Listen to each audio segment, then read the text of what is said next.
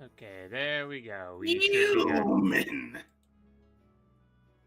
Danny has told me a possible reference point with the character that's very interesting to me. I knew you'd like And- it. That's what. yeah, I figured if anyone was gonna get it, it would be you. Oh yeah. I am an enjoyer of that character as well. I wish he was better mechanically.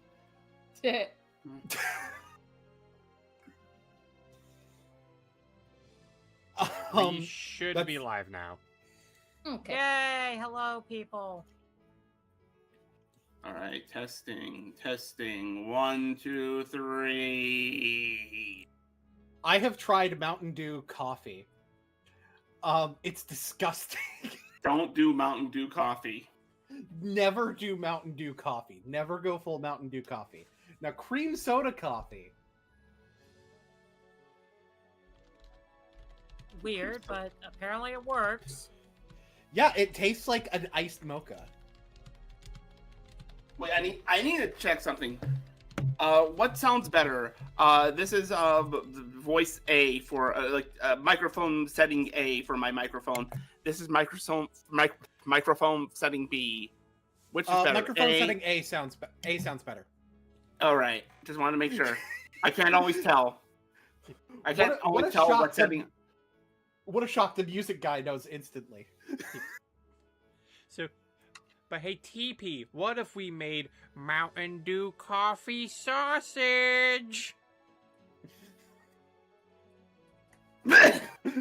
Mountain Dew coffee sausage. That alone, yeah. Will, okay, but question is, will it blow? Will it blow? It's coffee, of course it will. Yeah. I gave it 4 Mark Ruffalos. The fact it's not 5 is astounding. God.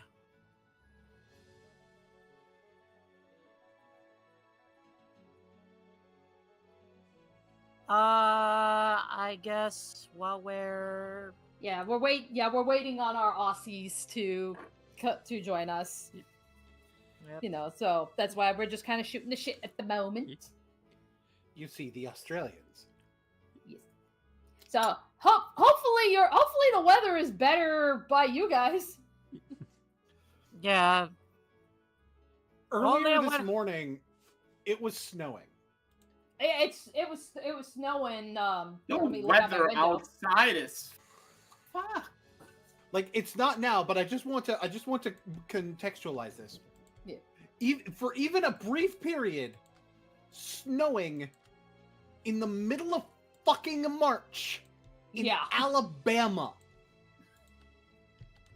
Yeah, that is nuts. Yeah, because it's not. Yeah, it's still snowing by me, and I'm in Ohio. Climate change is real. It's old man winter. He ain't done with us yet. It's like old man winter. It's like old man winter. It's like old man winter. I do not want to hear any more of your bitching and moaning. You are going to Australia, whether you like it or not. I don't wanna. I blame Jen.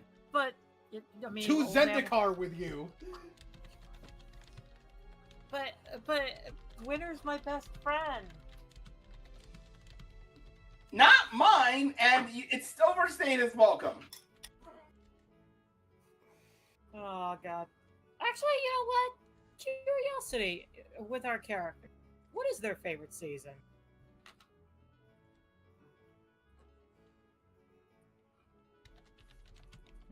For Pacifico,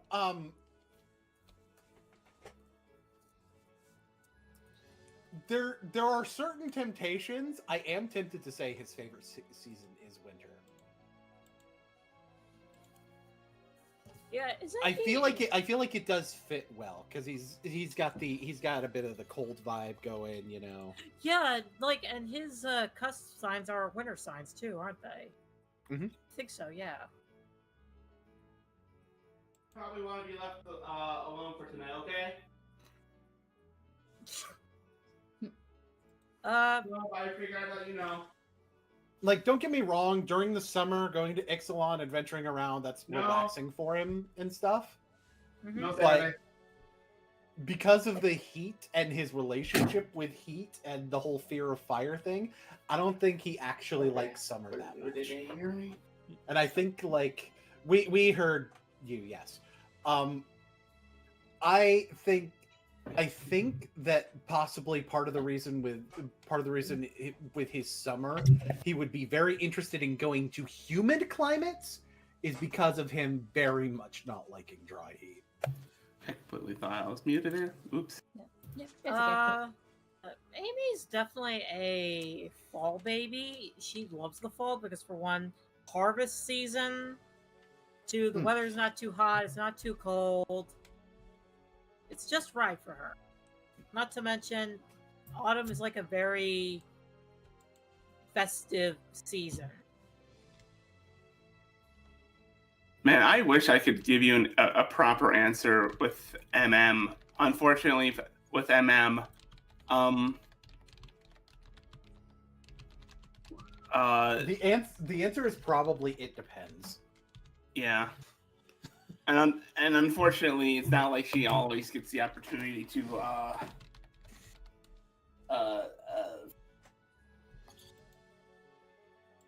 exactly, like, you know, just like, she didn't exactly get the opportunity to enjoy weather normal, you know, just Yeah.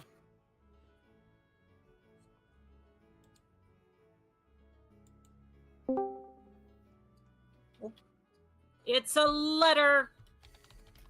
We just got a letter. We just got a letter.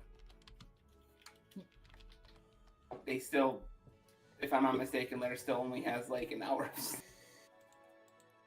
I am, by all definitions, awake.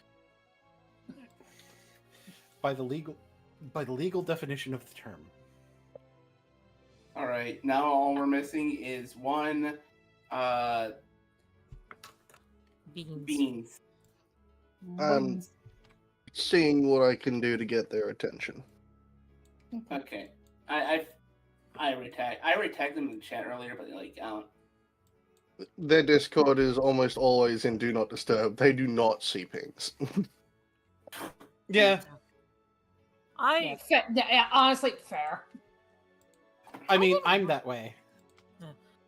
I've been really liking this very peaches and cream Monster energy drink. I don't know why, but out of all the flavors, that one's my favorite. Oh yeah, I tried a new one recently. Yeah. Electric Blue. Apparently it's a flavor that launched like late last year. Why haven't you started this path for me, Letter, that I want to try different Monster energy drink? I don't know why, but... Congratulations, I have triggered the ADHD, now you must try things. What happens if I make it a Monster Energy coffee? Oh god, That's no! Hold. That's literally already a thing. They sell it. It's called Monster Java. Yeah, that's true. Java Monster. Yeah, I like that. I was about to say. But I'm like, wait. I'm talking a lot. I'm talking about like brewing a cold brew coffee with Monster. That would be strange, because you'd the flavor of Monster is incredibly strong, so you'd lose the flavor of the coffee, and it would just be some sort of weird amalgam of coffee and whatever Monster you choose. Probably pretty similar to the Mountain Dew coffee. Pretty much. Maybe it would work better if I used like one of the clear lemon lime sodas, like the Sprite type, rather than Mountain Dew. Maybe there's a potential for that to work better. I'm just curious, Boone. Like, what set you down this path of let's try mixing coffee and soda? Watching Uros Lab. That's Yep. what. Of course, it's fucking Umo. I also like how I was there. I like how Letter like did not even like flinch when you heard like Mountain Dew coffee. You did not even flinch. I haven't had my caffeine this morning. Nothing can surprise me. Yeah. Right. Yeah, it's like I just come home from work, I check on my Discord on my phone, and I see, oh yeah, I'm just mixing coffee and Mountain Dew, and I'm just like, why? And yeah, the color of it wasn't as weird as I thought, at least not in the coffee maker. When I put it into another cup, though, I could kind of see the green. after I had pressed it, of course, because the picture I have in the chat is pre-pressing as well. So I'm just picturing this now. That Boone is just the embodiment of that one vine. Hey, you want shaving cream? No, I don't like the way it tastes.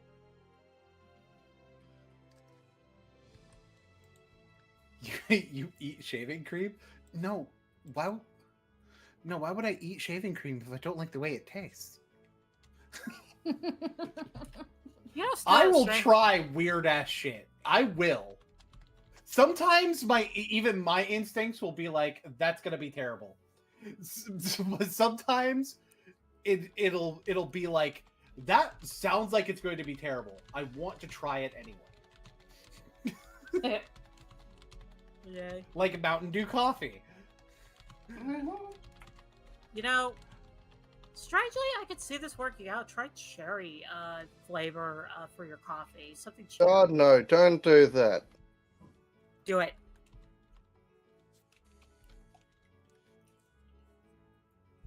I'm going to take letters word for this. I'm not. Possibly if I do a little bit of cherry with the cream soda, like a red cream soda, probably. Mm-hmm. That would work.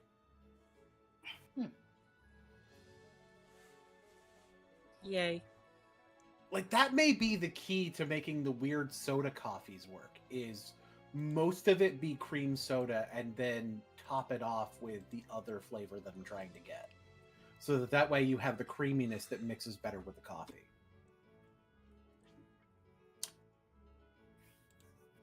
That or alcohol.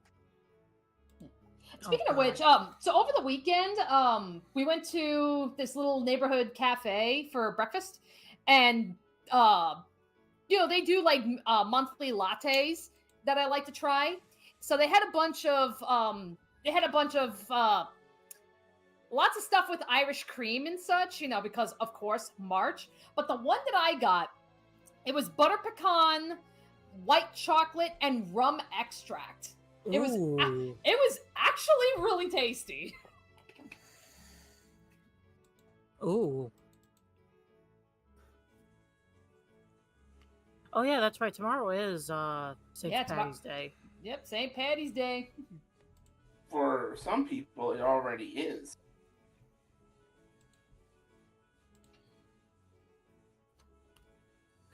Yay. Yeah. We're gonna have fun tonight. I'm still in a coma. Maybe that's why I wanted to do the Mountain Dew coffee. My inner Irishman was looking for something that would destroy my body.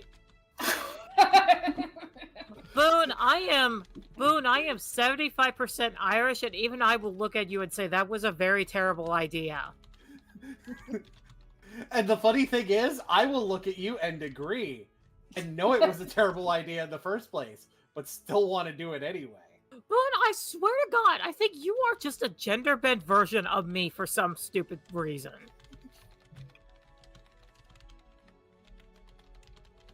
The funny thing is, several people throughout my history have said that I am a them coded. I don't know why this keeps happening.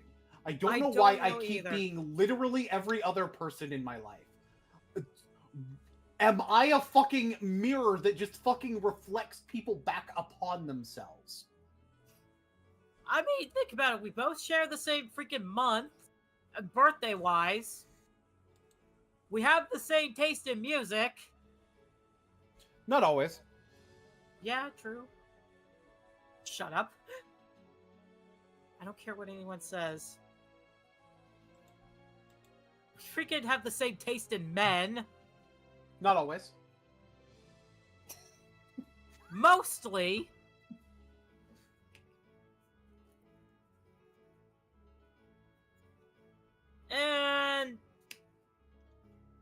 I don't know, we just vibe. And hey, we got Ryan in the chat. Ryan. Hello, mortal. Yep. So at this point, we're still waiting on the beans. So we're just shooting the shit. Oh, now it's raining where I am. That's better than snow. True. Unless it's accompanied by heavy winds. Oh my god. Yeah, that was like, I don't know what the hell happened last night. Like, we lost power last night. I can only assume, like, yeah, a tree had to have gone down and hit a power line or something. All right, Probably who something opened like the bag? It was Jen. Tifa.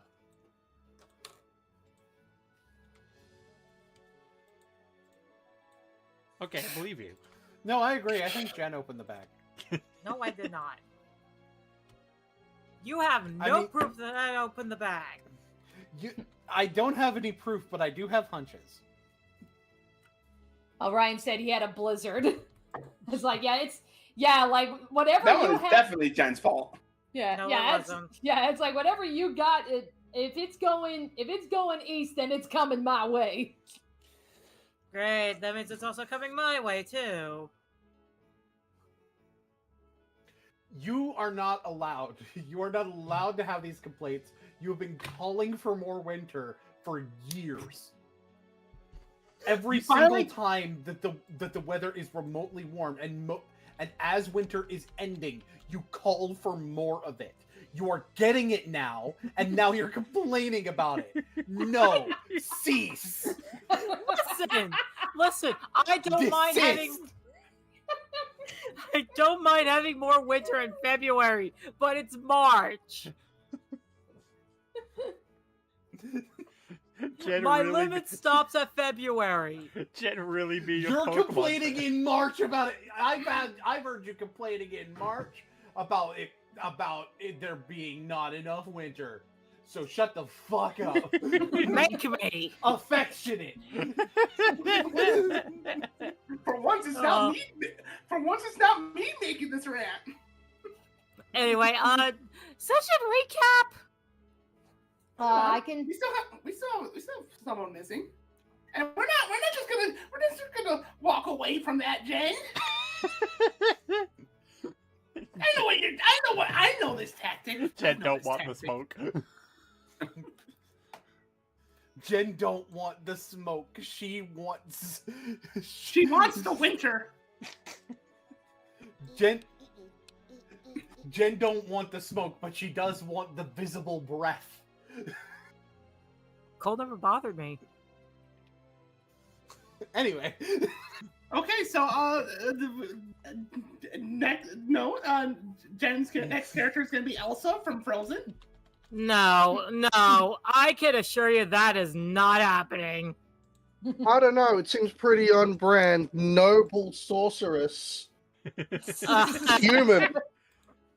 There's only one thing that doesn't match, and that's she doesn't get her powers from a dragon. 3 out of 4 ain't bad. Oh, you have no idea. Yeah. I have many ideas, thank you. Boo knows. Boo knows. I do know. I do know.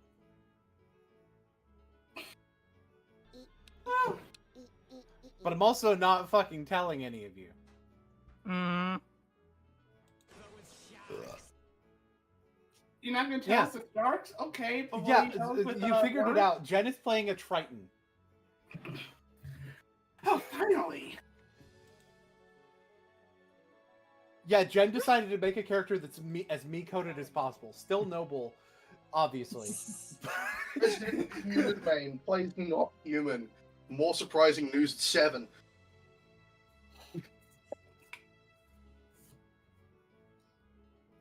And they are It is the 7. gay. They are the Yeah, gay. she's playing a gay fish. Obviously. Oh man. Will this gay fish be part wizard, part barbarian? Maybe, maybe not. I haven't decided the class yet. Oh man, once like a full year passes in game, they're probably gonna get like sunglasses. That just. I mean, you don't know. It could be Pacifico's kid. Who knows? Could be. Could I mean, Pacifico's kid would be a different context in Ravnica than it would be in Strixhaven, wouldn't it? Because of the difference between Pacifico as a character between the two campaigns.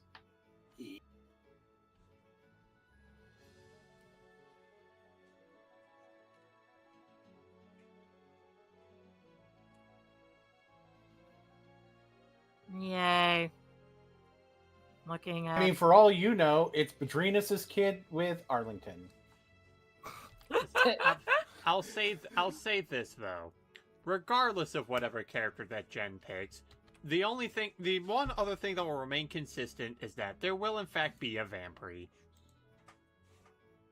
Maybe. Maybe not. I don't know. Maybe. Maybe the vampire was the friends we made along the way. Shut up. Oh my god, Jen's friends are vampires! He's like My Little Pony Vampire Edition. No. Listen. They already exist. They're called changelings. My little dampier, my little dampier.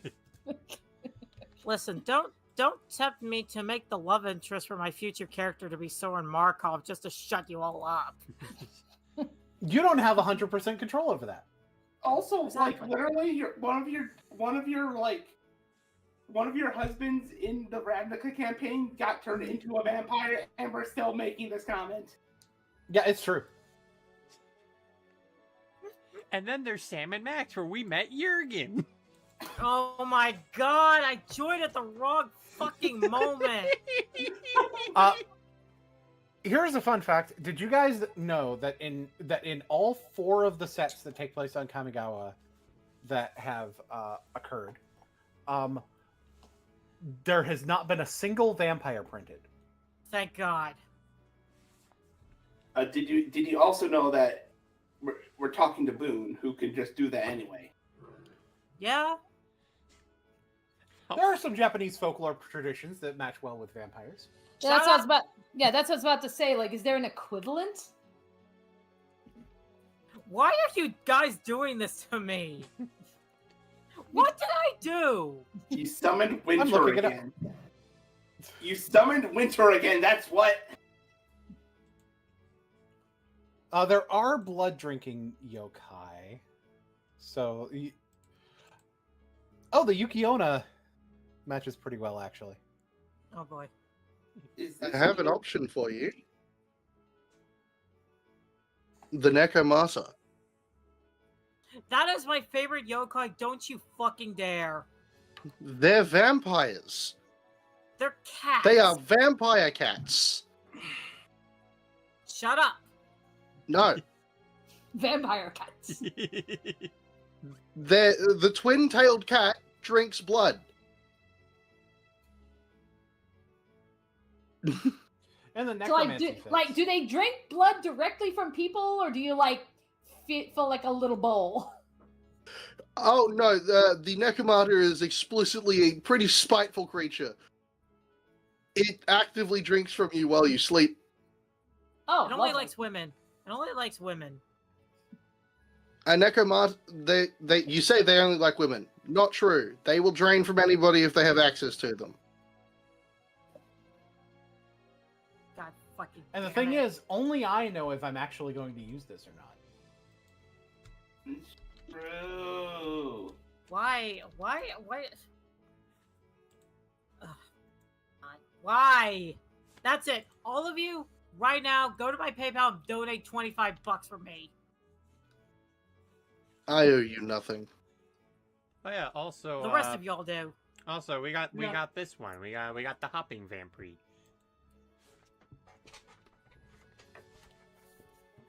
I believe it's Okay, the but- juncture. Okay, but consider the following, Ken. Consider the following. In terms of the professional wrestling angle, I can actually think of, I actually remembered the name. in terms of the professional wrestling angle, I can only think of 3 wrestlers with a vampire gimmick. God. Fuck. Exactly 3.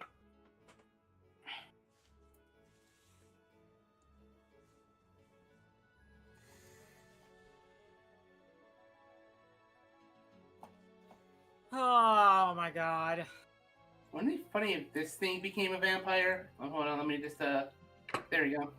Although, actually, I did make Victor Vranhausen a vampire. I guess technically he is a vampire, although I believe when I originally made Victor Vranhausen, Danhausen was being referred to as a demon, but I kind of transliterated it because it was funny to give Jen's character a vampire best friend that was a very nice, very Orzhov comedy character who wants money. Yeah. Imagine if we were still doing Curse of Strahd and one of us had greater polymorph. It's like, all right, you know what? We've had enough of this. Strahd, don't get Donkey Kong beavered. That's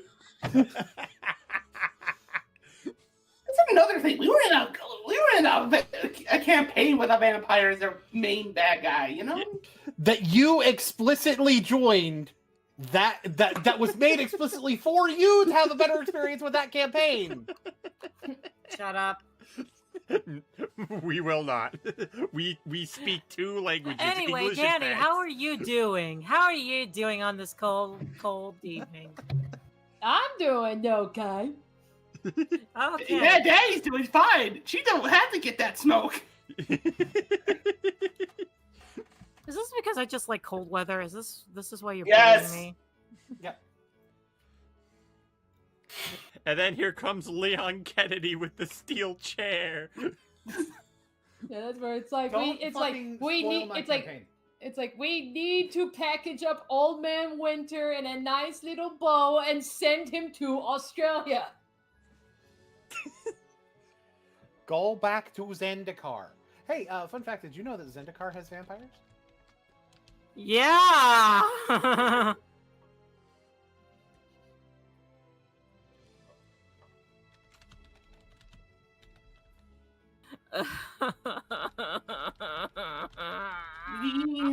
Is it surprising to any of you at all that my first Magic the Gathering deck was Spirits, but the next one that I got the most inspired to make was actually Merfolk? Does this surprise anyone? No. No, Anyone? No one surprised? no. I don't know your magics. Well, Merfolk are fish people. So now does it surprise you?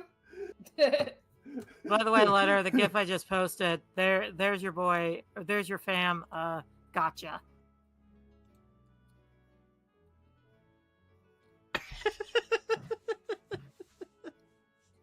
Oh, hey, look, it's my little Voidling Jack.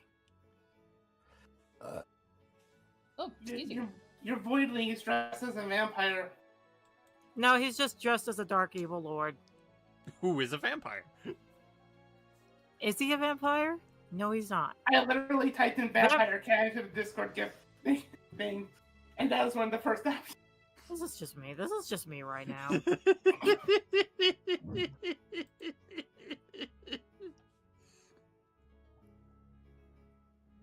Okay, yeah.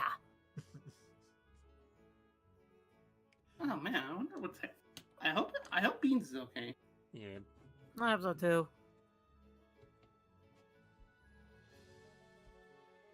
Pacifico right now.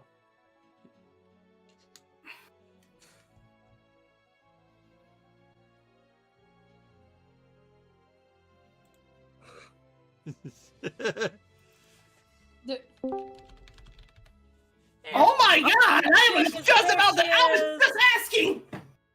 Yay! Namiel summoned beans. And you know what? Yeah. This Sorry, GIF is Savanto. I lost track of time. I knew it was today, but I lost track of time. It happens. It happens. We were just making fun of Jen this entire time. As Pretty you much. guys do. All because I like cold weather. I was giving fun MTG vampire facts. Shut up. Oh yeah. I also provided some mythological vampire facts. It's actually, it's actually, unironically, actually very interesting. Like even taking away, even away from like Jen, the whole thing with Jen. Like we're gonna ignore that for a second. That was actually very interesting. Yeah, I am going to post something here in chat for anybody who wants to take a look, because I did find this and I think it's really interesting. I did send it to Danny too, so. I want to stress that like sometimes like you learn things because of the meme, but like the things you learn are actually pretty interesting, you know? Yeah. Alrighty. Okay, so Yeah, now that sorry for being late. You're I okay. You're completely okay. lost track of time. it's fine. That's like we were just shooting the shit. We can do that. But anywho, since now everybody is here, now we can do session recap. Alrighty, so picking up from the session prior, we meet get a little bit more about Kellen and his mom, who I am calling Elise. I don't think Magic the Gathering gave us a proper pronunciation, but we already have an Alice in this campaign, so I'm not causing confusion. But so Elise offers to take MM into their home to rest, and using some of her witchy magic, she's able to detect Depala's location, southern part of the wild, specifically in the territory of one of Oko's henchmen. His name is Vrog.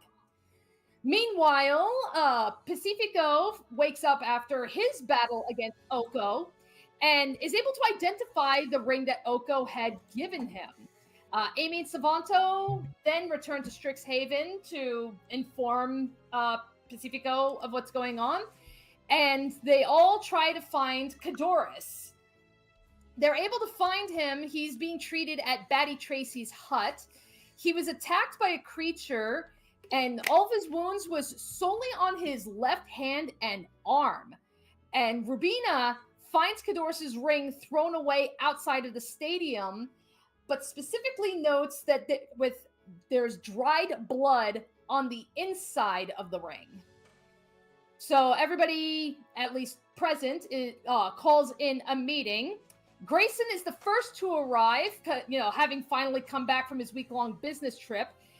And he finds that Luke's lab was completely destroyed.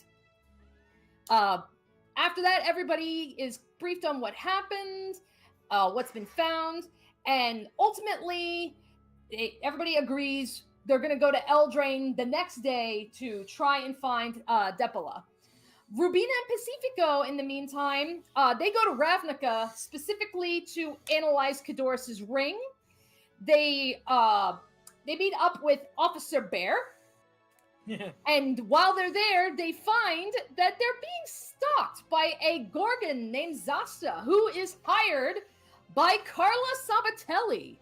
Bear offers her to be under multiplanar house arrest in exchange for her ledger. For 1 month, she is to follow Pacifico. She cannot harm him or any innocence defined by him.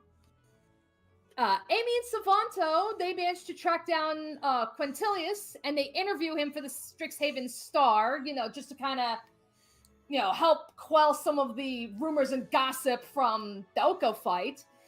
And then Amy pulls Quinn aside and asks that they separate in order to keep him safe from Oko's machinations. So Pacifico introduces Zasta to the embassy. He and Grayson walk off and talk. Grayson is expressing his frustration at Luke leaving the way he did and how everything's just been falling apart. Ultimately, everybody gets ready and they planeswalk to Kellen's home to begin the rescue mission. But before we follow up with them, we're going to now follow up with MM. What has been happening to MM for like the past day since she had passed out in the wilds?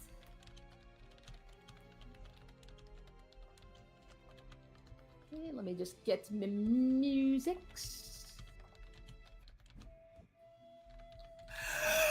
Oh man, she has been out cold. She's been in a coma. Man, I wish she's been doing something, but no. She's been so emotionally and physically stressed and exhausted that she just passed out. She doesn't even know where she is. She might think she's dead. Man, talk about Sleeping Beauty, am I right? Ha! We already made that joke last session. Twice. Well, comedy comes in threes. Alright. You come in threes. Damn. Live on true. on YouTube?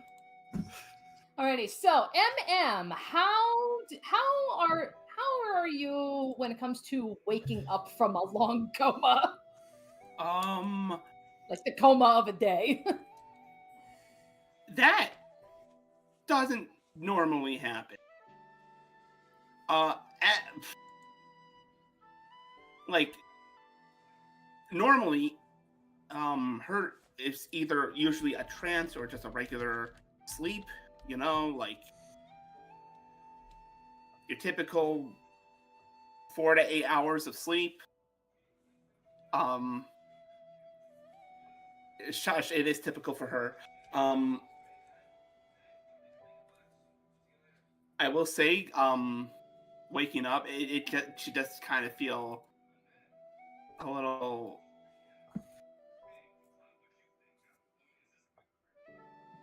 I don't know what the right word for it is. Definitely still like, kind of exhausted. Mm-hmm. Groggy. Okay. Yeah, definitely groggy. Just. All right. So I'm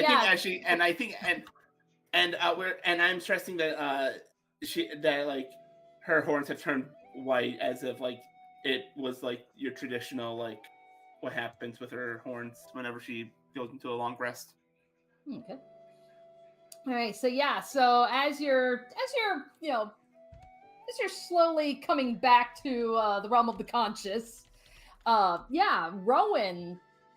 Yeah, she comes up to you, and she just kind of like places like a hand on your shoulder, and she's just like, it's like MM, are you all right? Am I dead? No, thankfully no. It's just you've just been asleep for a whole day. Oh my. No, just take it easy. And she'll probably like help you maybe like sit up.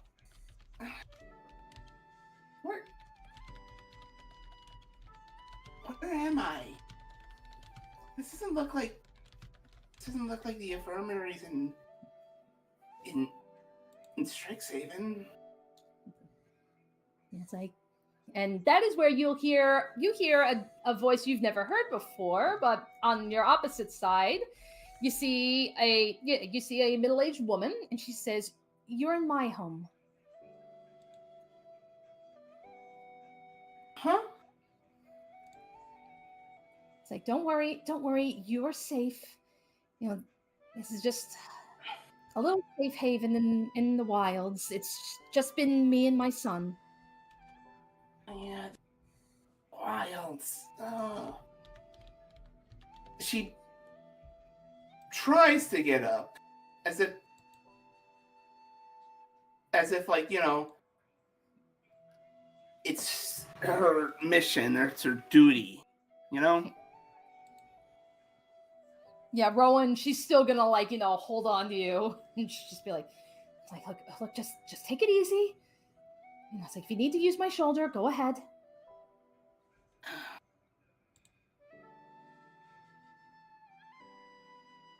Make it. You know what, Rowan? Make Yes. a. I'm trying to think of the right persuasion check. Persuasion. Advantage. Okay, advantage. Let me grab a second dice.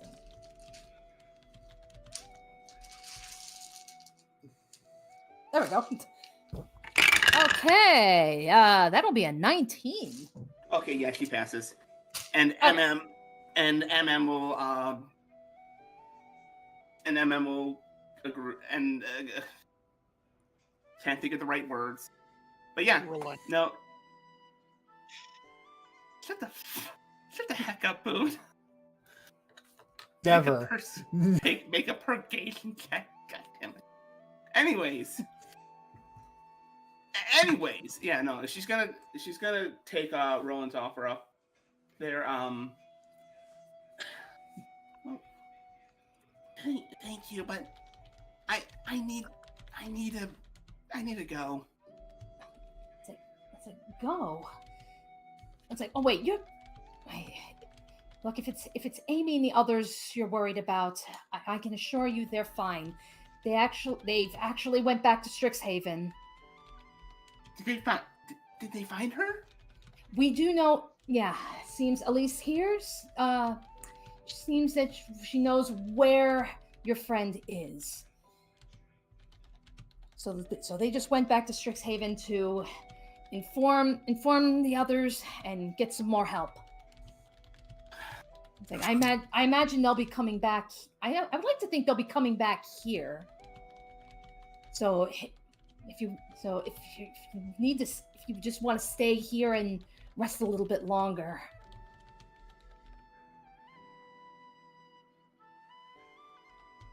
Maybe I can talk for a little bit longer, but I do need to go back.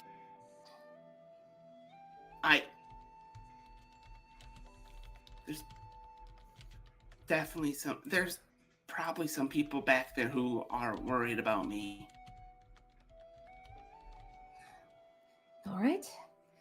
I mean, if you feel up for it, just please don't push yourself. Oh boy. It's fine.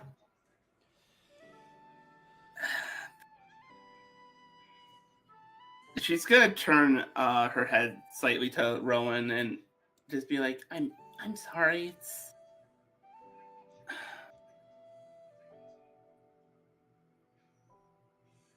I feel I messed up with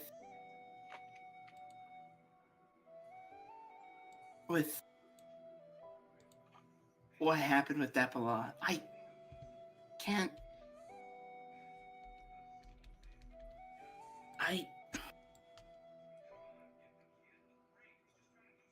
Learning all that really kind of just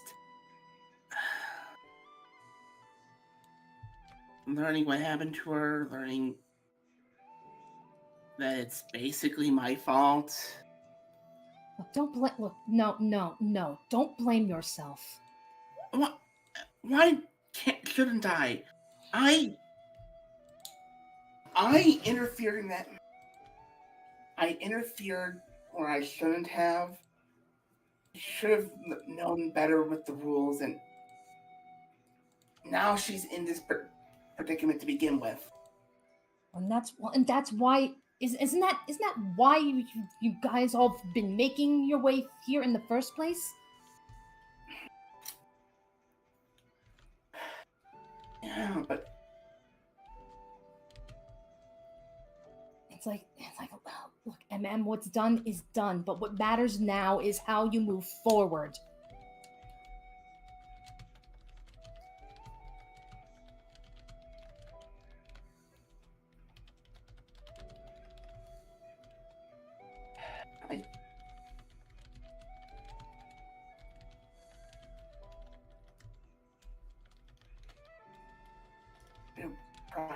You're right.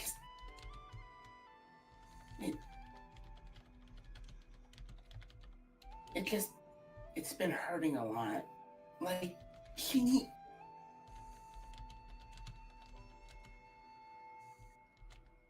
Depala didn't deserve this. Canvas didn't deserve this.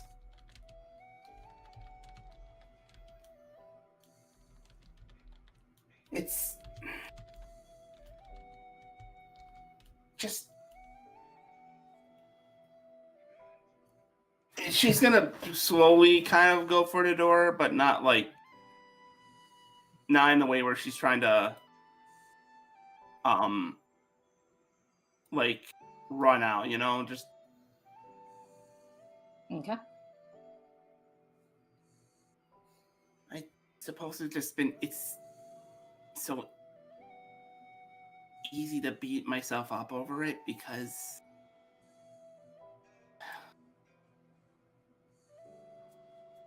it's easier to do it because, well, that's kind of how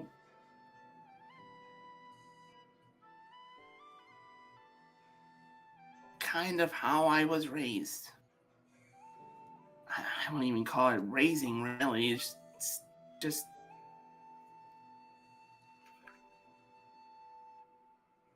can you come outside with me, Rowan? Of course. Thank you again. She's gonna briefly turn to Elise and her son, who she doesn't seem to who she doesn't know.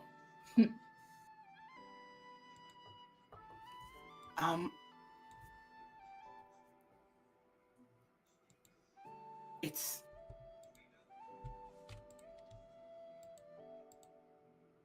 when you have someone like Alice living in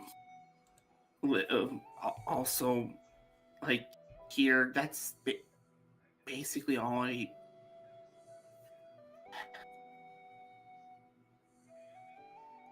it's hard not to take a couple of those things. It's hard not to at times believe what she's saying. She would pick, which would even often include things that she did being pinned on me. Only this time, what happened with Depala and Canvas and Oko, that wasn't on her, that was on me.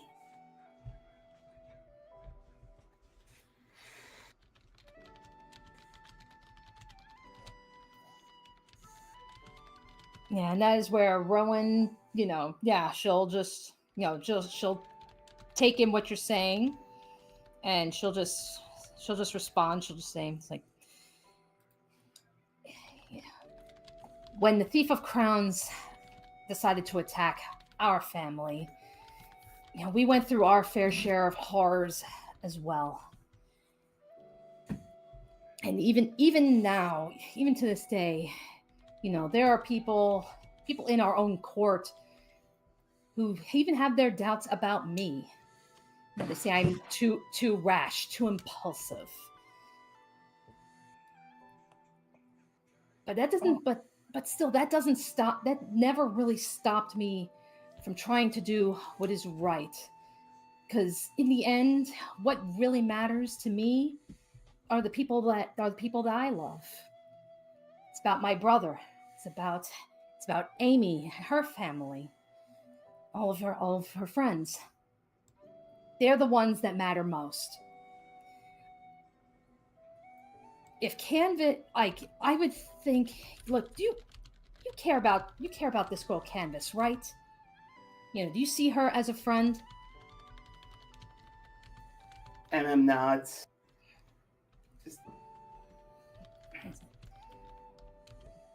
Yes, it's like if she truly sees you as a friend, then she will recognize your efforts. It's like, yeah, it's like people make mistakes, they fuck up, but the ones that try to make up for it, they're when people will recognize those efforts.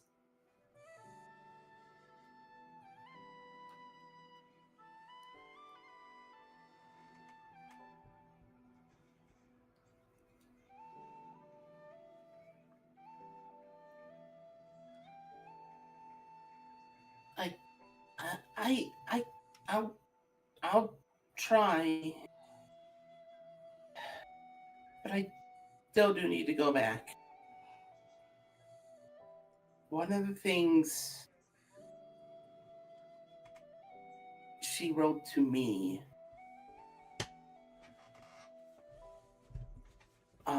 one of the things she wrote to me, and I think only me, was that while she was away, her girlfriend, who Campus told the rest of us to stay the fuck away from, she told me to ignore that and to keep her company. Well, there you go. That's another reason I need to at least go back for a little bit. I'll try to be here later, but I need to make sure she's safe. I need to make sure everyone else is safe. Maybe I'll come back with everyone else. I don't know. It's like, all right then. Yeah. All right. Well then, do what you need to do. All right. Ron? She actually is looking up, and you can tell she's actually looking up to meet you eye to eye. Yes. Thank you. Oh. Yeah, and she'll hold out her arms out for a hug. Is going to take it. It's not particularly strong. She's still not particularly doing that well, but she takes a step back after hugging and is just like, all right, let's it'll be a minute. If I don't meet up, if I do come here without them, do you know where Depala is supposed to be? Elise had mentioned south. Yeah, right. To the south of here, are some of our mining operations. Vrog's Kingdom, she surmises, will be located somewhere deep in there. All right. Wish me luck. Mm-hmm. And with that, she goes back to Strixhaven. Now, everybody else, drop your token. All right, yeah. So now we'll say maybe some time has passed and such. So yeah, to everybody who is coming on the mission, feel free to drop tokens. No, I will drop merriment for you.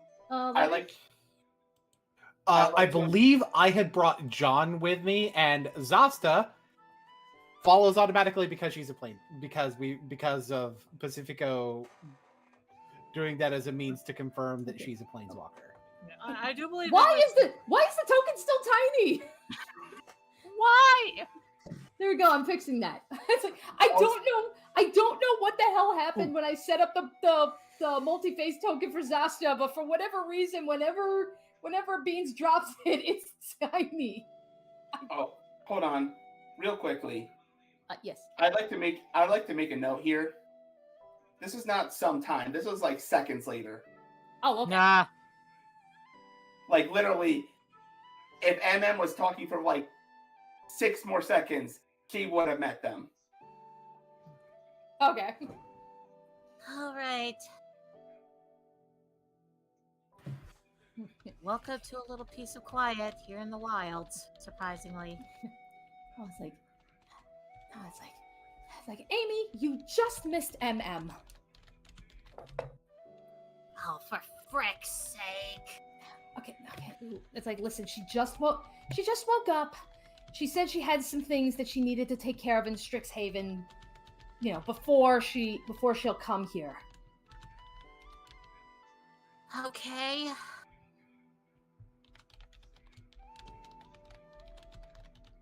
So that being said, I've at least informed her of where you're going, and considering that this is a rescue mission, time is of the essence. So I know it's very tempting to want to wait for MM to come back, but we really need to be on the move. Right. Right. DM, I believe this is Rowan's first time seeing Pacifico's eyes gold. I believe it is. All right, so then, as she's, kind of, turning and addressing all of you, she sees you, Pacifico, she's just like, what kind of magic are you using? Oh, that's not magic. He also seems a little bit off, let's say, at the moment.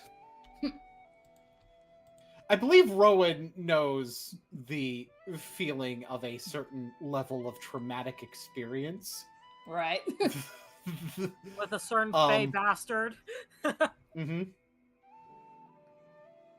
And if it's traumatizing Pacifico more than Pacifico is already traumatized, it must be bad. So.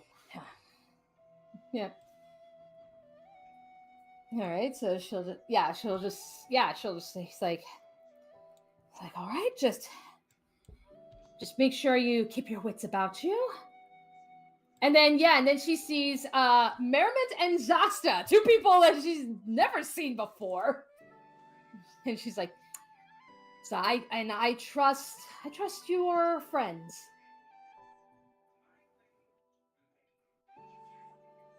Zasta looks like they're looking around for a little bit when they first landed, and you can see they look weirdly anxious, and then that dissolves the moment any conversation starts, and they look kind of very passive. And after that comment, they just go, yes, I think I can as a friend. This is Zasta. She is under multiplanar house arrest with me. Well, I guess I'm more so her parole officer.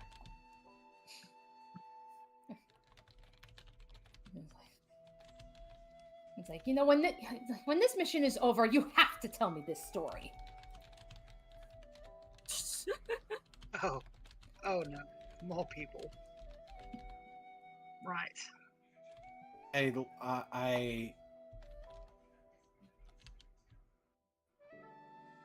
will. By the way, Zasta, that thing that just happened when we were on the way here, I'll talk to you about that more privately. Yeah. As I think I know how that happened. And I think you should know how that happened. I have a terrible feeling, but yeah.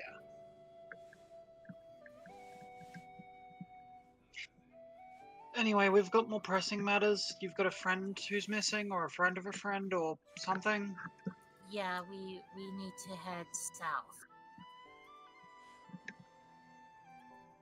If we had something of Depala's, I could at least track that way, but... Well, luckily we do have a bit of a guide to help us get there.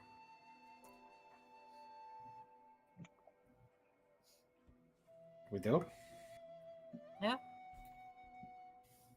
Well, technically there's two. Technically John and Kellen. Well, considering that John's coming with you, then... Well, yeah, it's like... Oh, yeah. John probably knows further south decently enough, right?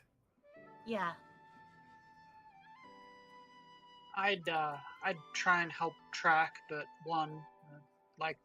like Pacifico here, I need a scent, and 2, you barred me from using the form that has that ability.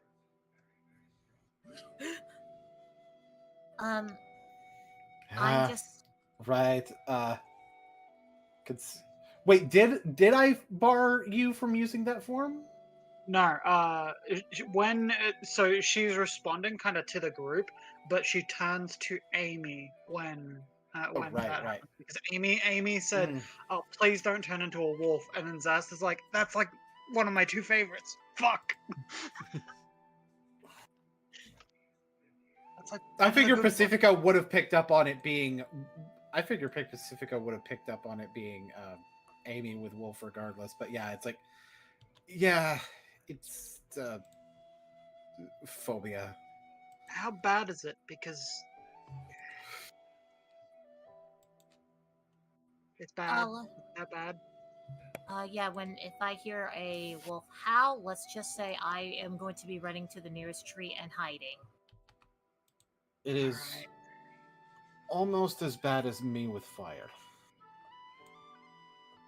Okay, so no fire either. Noted. I'm learning To be things. fair, Anything to be else? they They fair, turn to they turn to the others and just like look around and go, anyone else? to be fair, Amy has done enough whizzing firebolts past my head. Sorry. With us working together that it's probably not as bad now, but given my mental state, probably best to avoid it if reasonably possible. Right. I do have a list if you need it. Luckily, the majority of what I do is bugs. So nobody's got I'm a fear not. of bugs. Entomophobia? No one? No. Lovely. I wouldn't say a fear. I'm not the biggest fan, but I can deal with it. Well, on the bright side, they won't be on you. That's probably really good that they wouldn't. Then. So no fear of snakes? I know that's a bit on the nose, but No, I'm okay with snakes. If it was a fear of snakes, I probably would be having a problem with you already. Especially considering who hired you. Remember? yeah.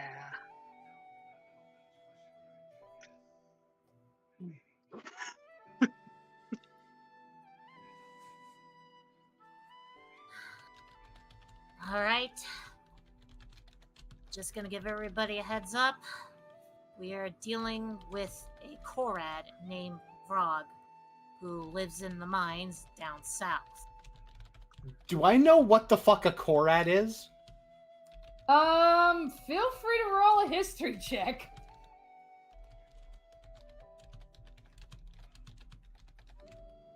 Korad?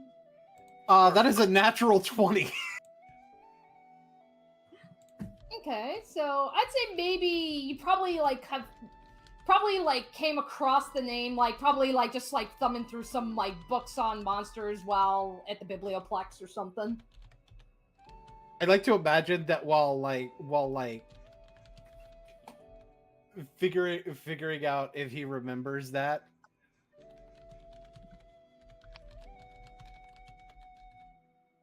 How do you spell it, by the way? Let me think. Is it K-O? Yeah, is it R? Is it R-R-E-D? R-80, I think it was. Because if it's the classic Fey Korad, it's a Korad or a Korad. It's Korad, yeah. K-O-R-R-E-D. Yeah, Korad. Got it. Yeah, they're little fucking creepy shitlords. It's like, what if a satyr married a evil dwarf? Oh yeah, I'm seeing it. he's kind of mentally flipping through the book in his head. It's like, right, those squat little fucking chodes. I have no idea what we're looking for. You'll know when you see it. You'll definitely know when you see it. Trust me. Squat little fucking chode is not that common among Fae from my recollection. Yeah. Well, this guy is definitely a very dominant Fae in this case of his kind. And since we are going into some mines, I am going to warn everyone to please refuse from using thunder spells or any sound-based spells. Right. Well, I don't have any of those, so that's fine. All right. I would imagine that Amy, given how insulting Pacifico was being towards the appearance of the court, is probably not used to hearing that from Pacifico. His aggro side is coming out a little bit. Yeah.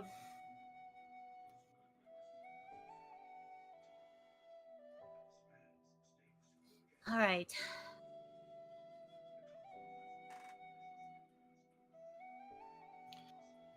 Merriment, you good? Did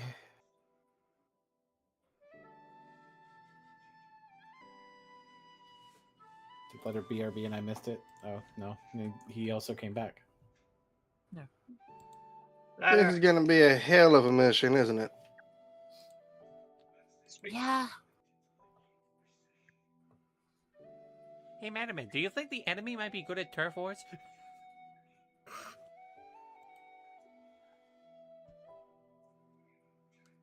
What? I'm so confused. Yeah, that's pretty normal with Savanto. Before we actually General confusion, okay. before we actually depart, Amy is going to go inside the house. Okay. And be like, "Hey, Kellen, we're ready to go. We're just letting you know." It's like, all right, just all of you be very, very careful. Okay, thank you. If comes back, I hope Pacifico could hear her stuttering a little bit. Don't worry. If she comes back, well, I'll lead her. I'll send her to the right direction. I'm gonna have Pacifico roll a perception with disadvantage, simply because of his mental state. That's a 5. Nope. Okay. All right. Thank you. We'll be back shortly. All right. Comes out, feeling a little bit better.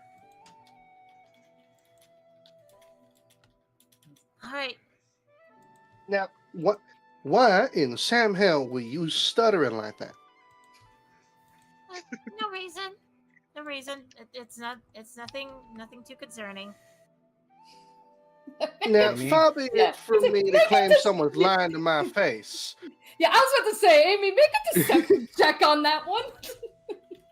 Okay.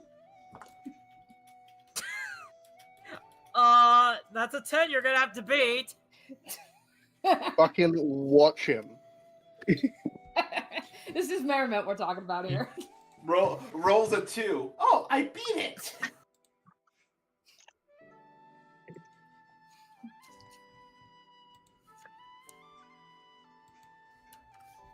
He beats you on a 6-up. Okay. Hey, look, an 8. Now, far be it from me to say someone's lying to my face, but why are you lying to my face? Amy is bad at lying, so. Look, the guy that I just talked to, he's really nice. Okay. He's cute. things always this like middle school in this group of people? We are literally in school. Yeah, but this is typically a thing that adults stop doing as much. Getting flustered over boys and things. What? I just go wherever the bit does. Anyway, let's start our journey. We need Hold to on. It's got high pitch. That was funny. Anyway, yeah, we should go. Yeah, we need to get there before we sundown. should. We'll talk about this later, I guess. Oh no. Okay. Yeah, we need to get a move on before the sun sets. All right. Yeah, and that's where John, he'll step forward, he'll take the lead, and he'll just be like, all right, everyone stay close, but follow me. Yeah. And yeah, he'll just start leading you all south. Yeah. She'll probably tell Zasta about the wilds. It's like, yeah, just be careful. Right. So this is essentially like rule. I don't know if Gruel is right. Think of Gruel except at pixie dust. Right. Weird Gruel. So, I guess like if some combination of Gruel and Simic, I guess. Right. Can you Did it fly go- over the wilds or not? No. I mean, you can, but it'll just feel like it's endless. To really navigate the wilds, you really need to be on the ground. Oh, Okay. one more thing. For helping us, keep your eyes peeled for very particular trees. They're called treasure trees. They're hollow, and they sometimes have treasure in them. That really just sounds like someone's, like, robbing a Faye's house. Yeah. Yeah, but they're Fae, so who gives a shit? Yeah, they're evil Fae. Probably the Fae, right? Yeah. Merrimet, that's also for you too. Whatever treasure you find, you can have it. Now, question. How do you know they're evil? Pacifico looks towards Merriment. It's like he's staring daggers through him. No. You heard what one of them did to me, right? Now, I heard what one of them did to you, but that taking what can only be assumed to be property of wholly unrelated Fae as a punishment to the one who did that to you. I think you're getting your wires crossed a little bit here. I have a hard time, given the nature of all this, Merriment, I have a very fucking hard time calling any of them wholly unrelated. Let me put it to you this way. Good Fae don't rob people.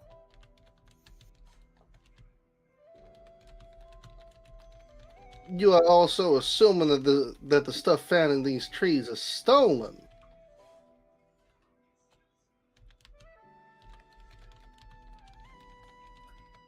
Well, I mean, if you find a freaking gem or something like that, probably assume it came from somebody.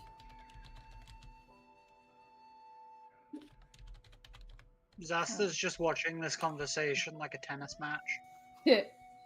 Okay, so we'll just have this be like this is a conversation that you guys are having while you're walking. All right, so we'll move to the next map. I cannot believe I did not do this earlier, but I just whipped this up now. So, Letter, I just made a playable character for Merriment, so you should be able to control him. So, does that show up on your end? Let's see. Hey, look, it's Merriment. Okay, You cool. might need to You might. Yeah, okay. You don't even have to like refresh or anything. Cool. Okay, cool. Oh my god, Zoster, you were super tiny there for a second. Yeah, nope. I'm sorry, that's hilarious to me. I don't know why Roll20 decided to do that, but it did. So it's like I gotta fix that every time. Alrighty, so following John's guidance, you guys make your way through the trees, and yeah, you ultimately come across the entrance to a cave. I would like to start by casting Mage Armor on myself, raising my AC. Okay, then.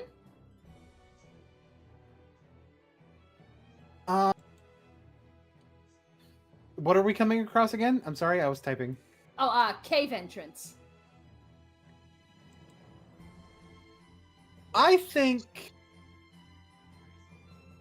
do I use a blade song this early as we're going in? It only lasts for a minute.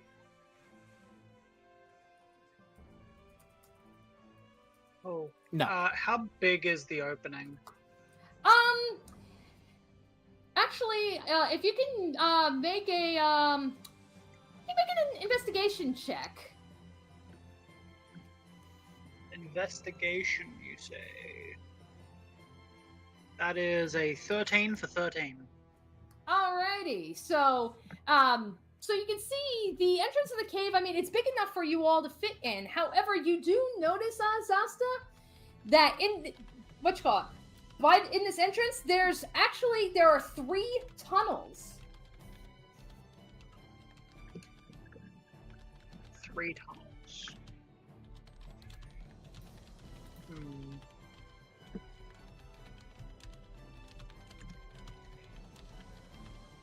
There's 3 different paths. Are we all going to go the same way?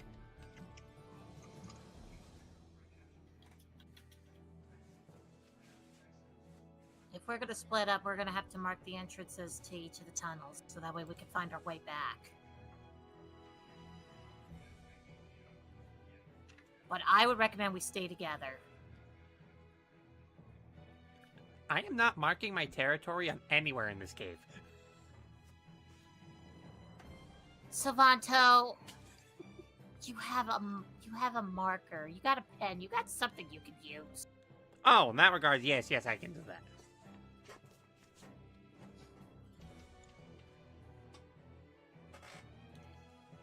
All right, so I will leave this up to you guys. Which tunnel 1, tunnel 2, or tunnel 3? I'm voting tunnel 2. Go straight in the middle. Straight in the middle? Which one is to the left? Your left will be tunnel 1. Then I'm voting tunnel 1 because you always go left first.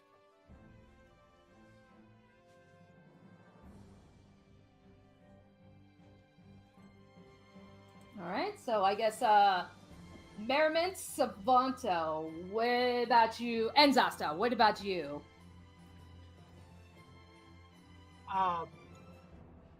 I have to go wherever Pacifico goes. I don't really mind. We are trying to vote on it at the moment, by the way. Yeah. Right. Yeah, it's like ultimately, like, yeah, do you all want to stay together or do you want to take separate routes? I don't know, start on the left. The first one from left to right, I imagine.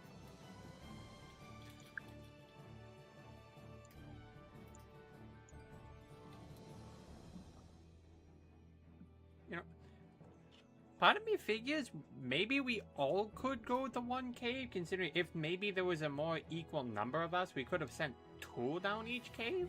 But since we don't have that option, we might as well just stick together. Unless one of us wants to go down alone. Not it. It would be much better to not split up anyway, because that's a good way to get jumped when we're heading into someone else's fortress. Alright, then we're going left. Alright, I'll change my vote and go left. Let it is then. Alrighty. If we don't mind, and Zasta is going to cast a spell. That spell is going to be Pass Without Trace. Okay. So Let's go. everyone within 30 feet of me has +10 to their stealth. Oh boy, the rogue gets +10 to stealth. Oh yeah, that's right. Yeah, this is where. And then, in addition to that, you see her kind of like turn and go, "Don't say I didn't warn you." And her body starts to crack and shift, and she turns into a spider, which is at first large, and then it cracks and shifts and condenses down into a medium creature after about 6 seconds, because the thing I'm doing here is wild shape as a bonus action, and then bonus action mutate. All right. Yeah, Alrighty. I'm just doing the stats for that now, which isn't too different from. Anyway. Yep. So feel free to drop your tokens, and I will resize you Zasta as soon as you show up. I mean, Zasta is currently the size of a little spider, so the small size here makes sense. Well, it's actually a giant spider that she's mutated into being medium. Oh. She mutated Forget into what I being said. medium so that it was fit. Okay. Should we form a line, to keep, basically it means should we have the takes up front and then just have someone in the back as well? Right. Right. John, do you want the back, or would you rather I have the back?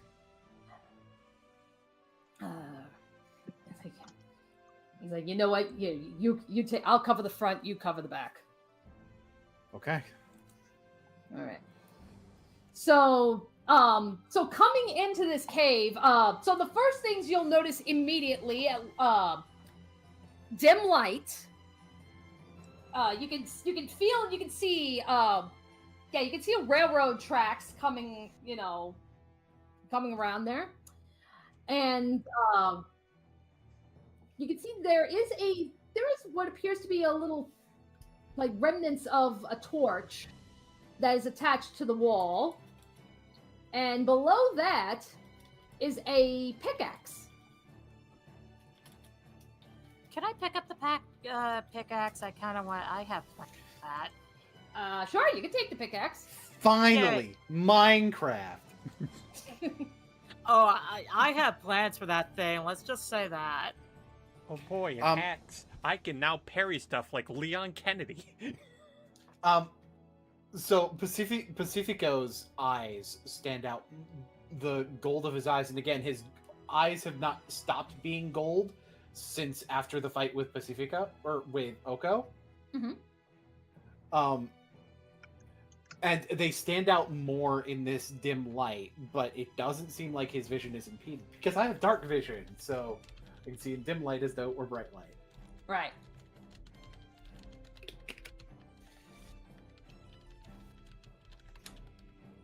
Alrighty.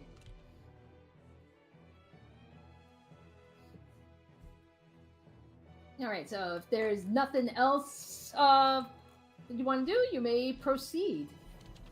Alright, let's go forward.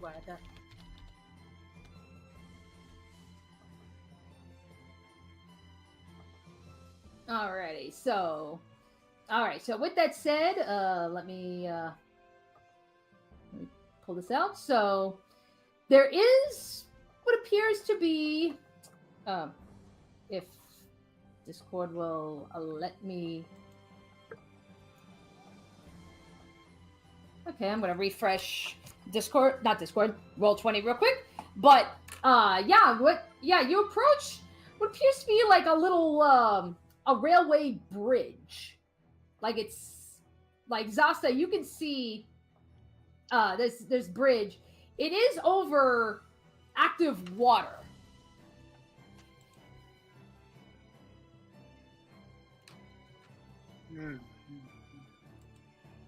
I chitter in response. I can't speak.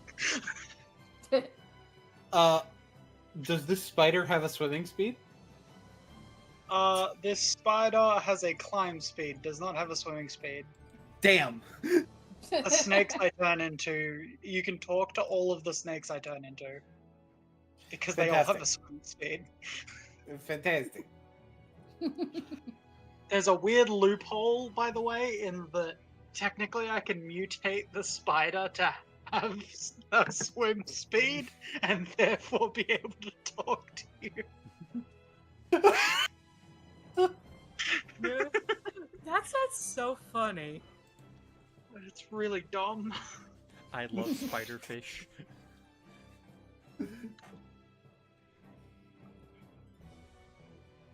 Yes, the common question when we run into any wildlife, does it have a swim speed? I am the wildlife. Alright, anywho. Alrighty, so for anybody who wants to cross the bridge, I need you to make a dex roll. Oh boy. Okay. I will Just cross the raw bridge. dex or acrobatics?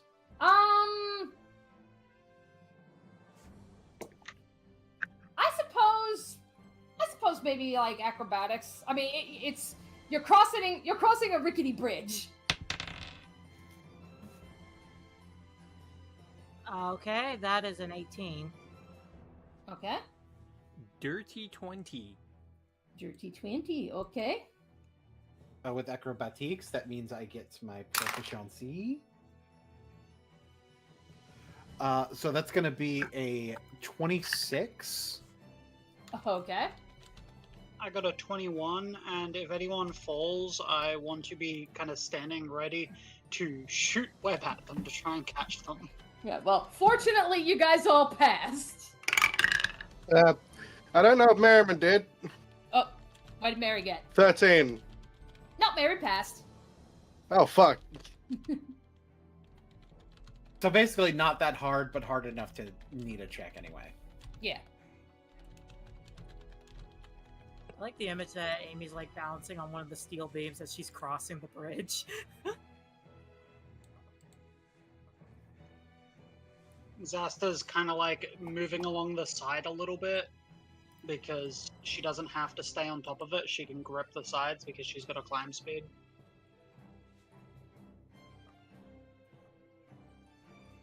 Does John try to cross the bridge?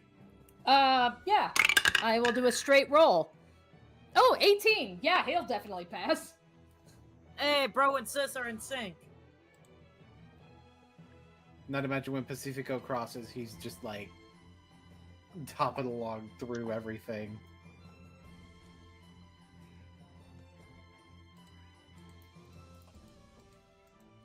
All right. So with that said, we got another bridge to cross.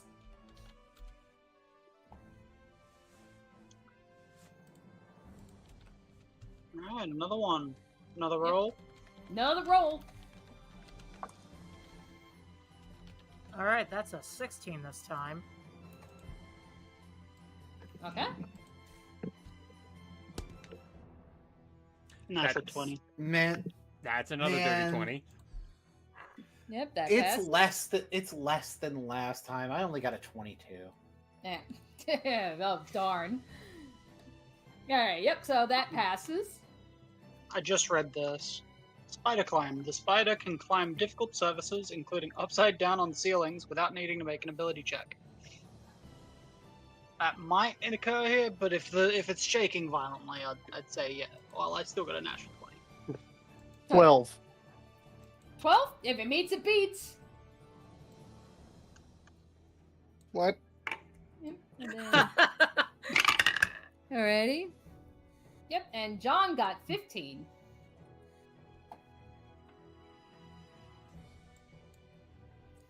choo choo choo choo choo choo choo choo choo choo choo choo. All right, so yep, so you managed to get across.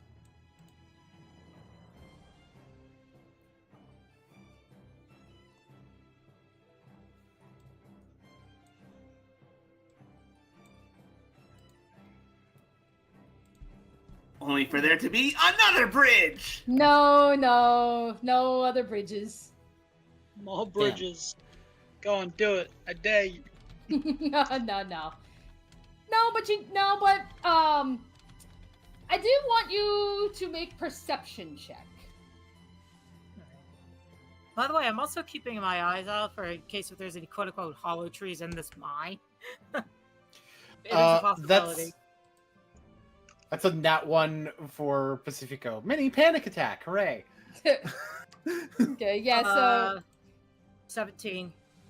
15. Okay. Alrighty. So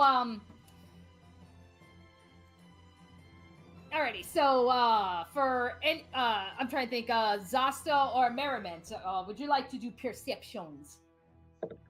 Sure. 17. 17. Also Okay. 17.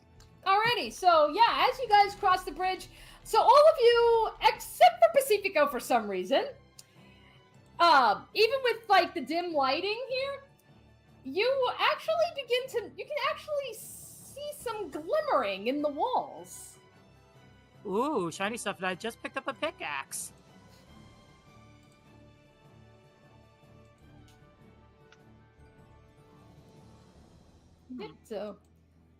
So if you'd like to inspect it, you may roll investigations.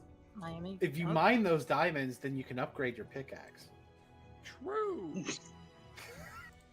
Wow, Amy's really investigated. That's a natural 20. Oh yeah, so yep, you are seeing, yep, you can see, yep, there's gemstones in them walls. All right, how do I mine? I actually do want to get these. These might help us.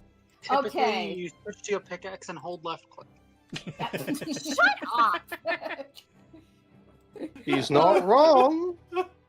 Alrighty. So with that said, Amy, I guess like with the pickaxe, I'd say probably maybe make like a strength, but do it with advantage. Oh boy, because guess who? Guess who's got zero strength? Yeah, because you got the pickaxe. Actually, who's got the highest strength in this party? Probably Who do you think? Pacifico. Yeah. I'd like to note that my strength mod is only +1. Wow. You know what? Let's do it. Merriment is just as strong as you are.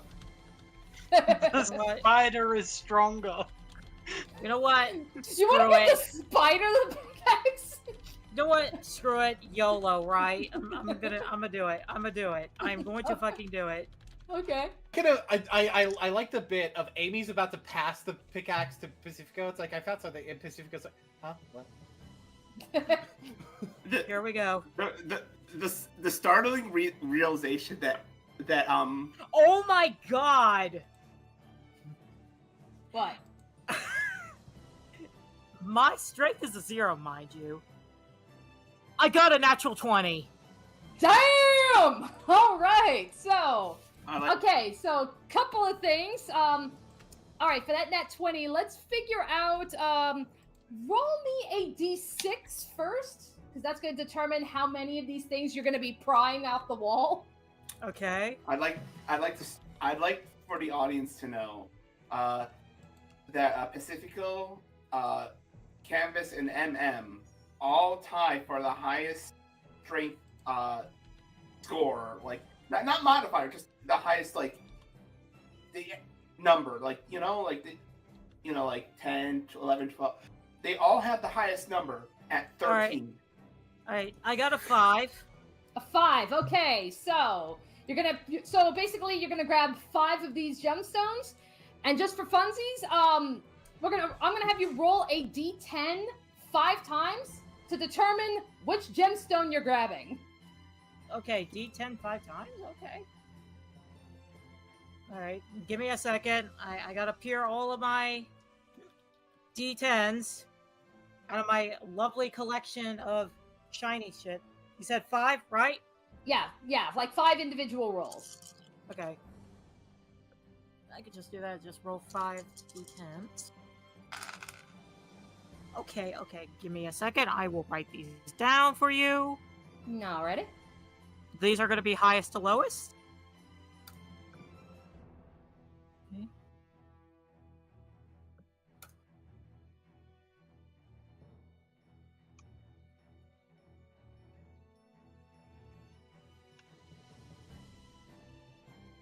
Yeah, I wish I was a 22.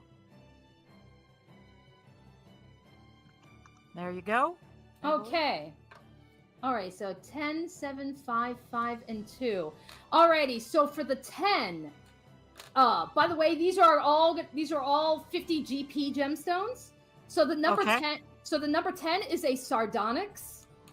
Alright, can you type that down for me so I can spell it right? Yes. I will actually write down all of them. So the number 10 is the sardonyx. The number 7 is a moonstone. Ooh. The 2 5s are citrines. And the 2s, carnelian. Hey! Thank you. Oh boy, a moonstone! Now you can evolve your Clefairy! You know you're not wrong. Of course I'm not wrong! I know my Pokemon stuff!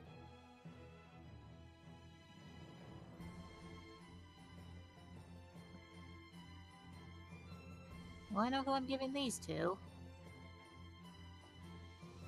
There's also Nidorino. There's Nidorina.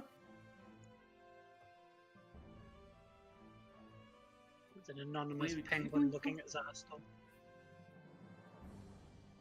I got a beaver.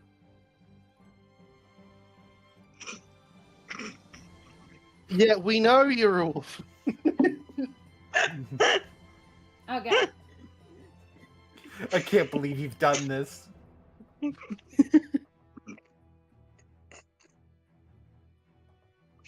I can. All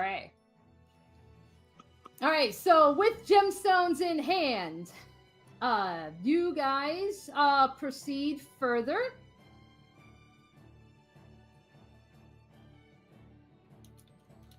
So now it's just a matter of which direction do you want to go? Up. I was thinking just sticking with the path. Well, the path is branching, so... Alright. Go back into the mines. Hang on a second. Let me. I was typing, and I need to switch over to properly look at the map. So, our left is going upwards, so we should go left. I am going to follow the shark man. So Yeah, keep going left? Yep. Alrighty. I'd imagine some of our setup has drifted a little bit, especially with Pacifico being able to cross those bridges so fast.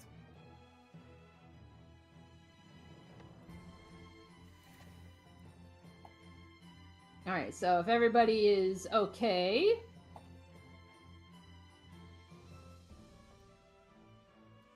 Alright. Alrighty, so yeah, as you proceed forward, it's like, alright, once again, more shinies. Do we need to make a perception check, or is it? I'd say, I'd say probably perception or investigation at this point.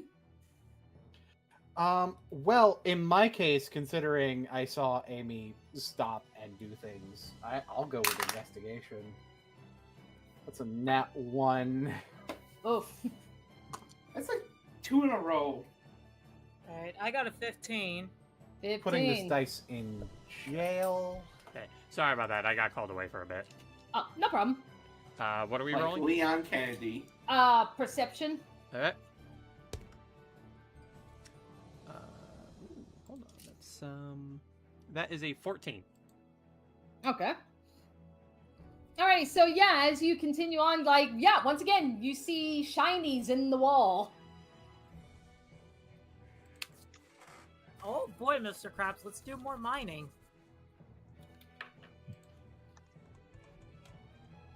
Alrighty, so, yep, so same as before. So, strength check to try and get some shinies. Roll with advantage if you've got the pickaxe. Okay. Alright, that's not really high, but that is a-okay. That is a 13 as the highest. Alrighty. Alrighty, so yeah, so Amy, you take a swing. Apparently, I guess from your last one, you know, you had a good swing the first time around, but this one, yeah, not as much, so probably a little tired out from swinging it the first time. Yeah, that's fine. Okay, so D6 again? Actually, hang on. Before we do anything, I'm trying to think, yeah,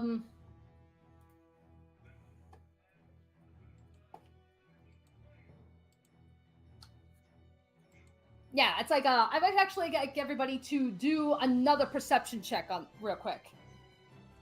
Okay. Okay.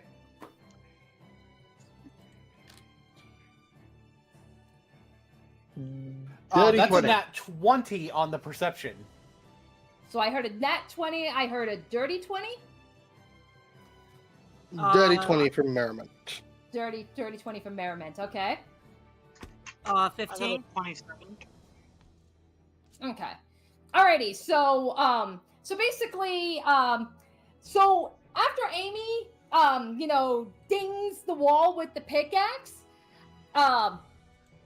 Pacifico, like all of you hear something, you know, not just you know, the echoing ding from the pickaxe and the wall. It's almost like you hear like kind of like a rustling or a slithering. Pacifico, with your nat 20, and you know, I'll chalk this up with the fact that you're able to see in dim light. You immediately see something weird with the wall.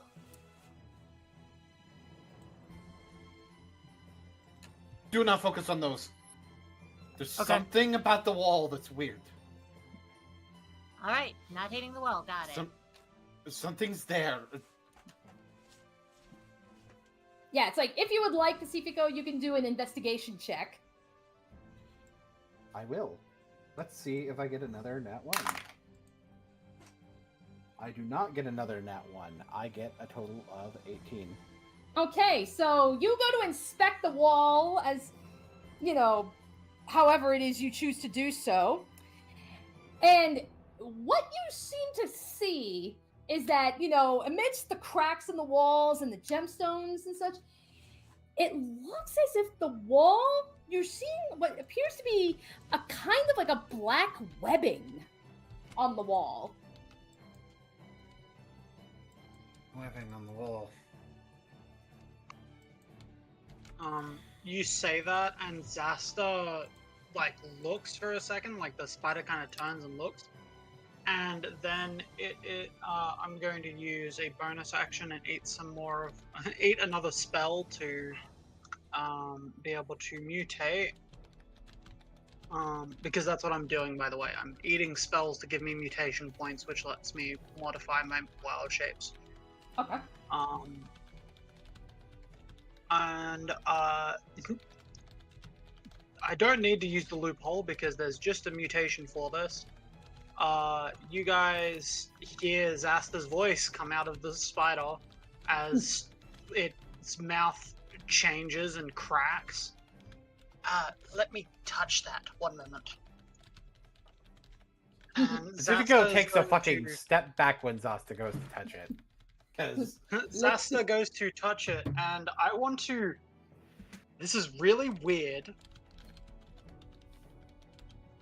but if it's a web, so there's this wonderful thing that the giant spider has.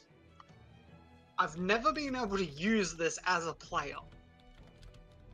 Web sense. While in contact with a web, the spider knows the exact location of any other creature in contact with the same web. Is this a web or is it just webbed material?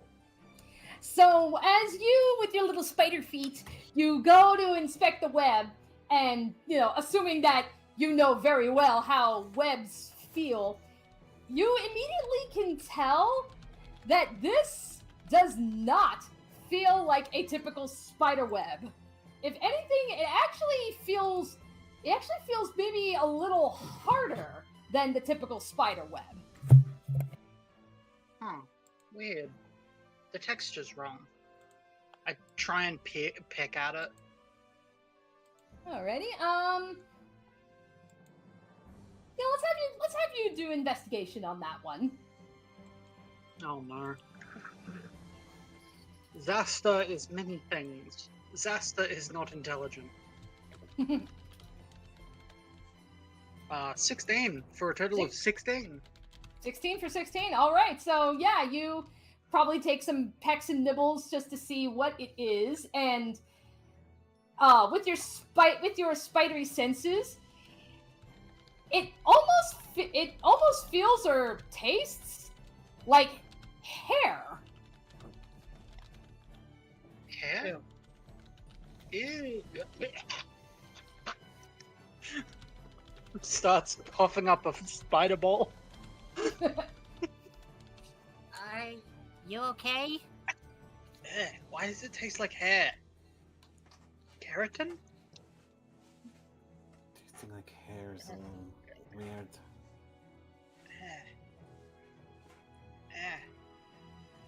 Somebody else. She kind of scuttles away from it.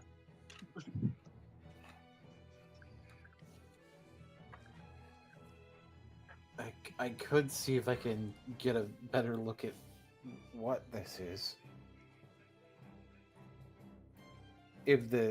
Actually, no, I had already done an investigation check on this wall. Somebody else should.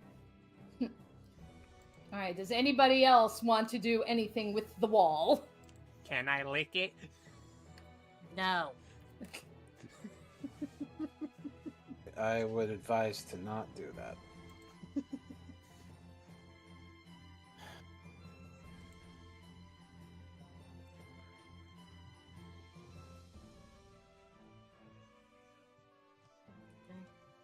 Well, Larry doesn't guess- want to touch it. Yeah.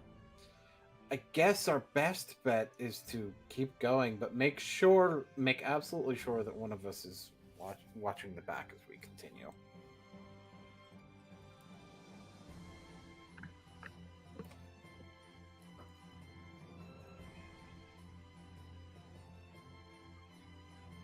All right.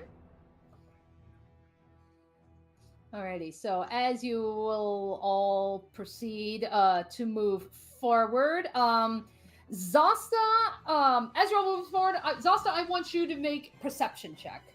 She just went BRB. Oh, of course. You just. I can do something. It's okay. fine. I can delay. It's fine. Oh, okay. Perception? Perception. Prescription. Yeah, so, this dice likes the number 16, so that is, in fact, a 24. Alrighty, so yeah, as you all move away from the wall, you see out of the corner of your eye this weird webbing of like hair in the walls. It slinks back into the wall. Ugh, it's alive. It's alive. It's gone. Oh, great. Better not be a I don't- mimic. I don't like that. I don't like that. That said, I am very fascinated by it. Come on. Zasta X the thing in the wall.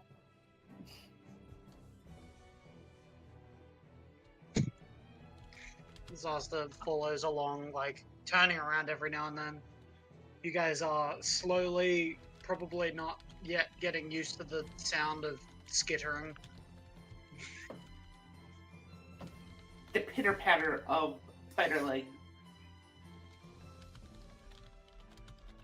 And now I'll BRB. Okay.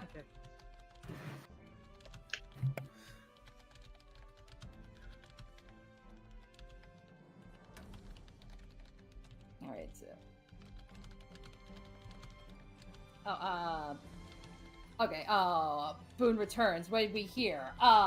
So Zasta sees that the hair webbing on the wall slithers back into the wall.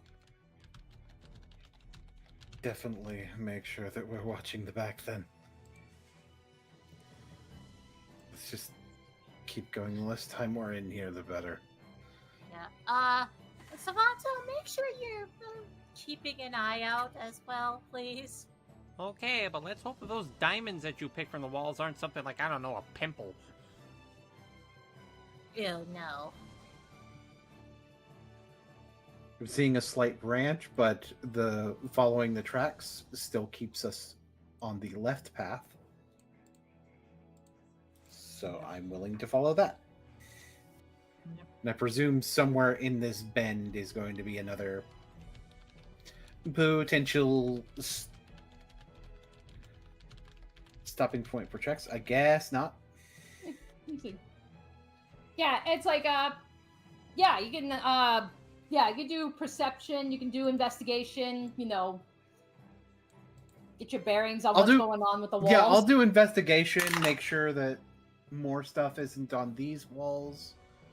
Basically get sort of a mental map of what we should be keeping our eyes out for as we're moving. That's a 15.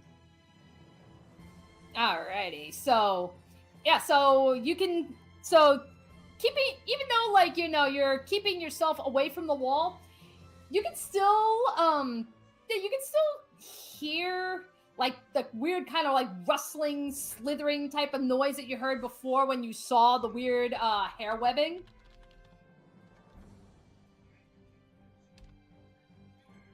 It's likely either a group of creatures within the walls that's watching us, or one larger one. I got Fireball on standby.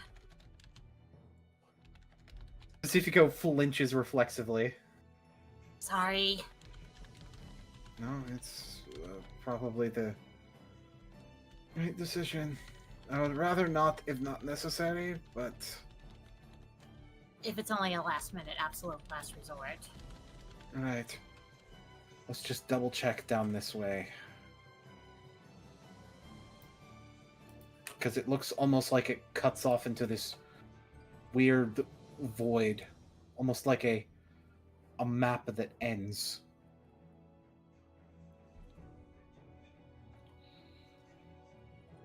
The fourth wall allusion to this being the edge of the map. Yeah, he's like, I'm just following the invisible wall. Alrighty.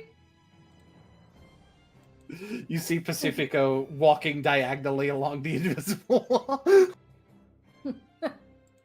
Are you okay, Pacifico? You're walking in a really weird way. I am? Yeah, you're walking diagonally? Huh, that's weird. I'd imagine he continues walking diagonally down this way. So he's just absentmindedly following the tracks. Yep. He's doing the speedrun trick. He's trying to wall clip. It's not working.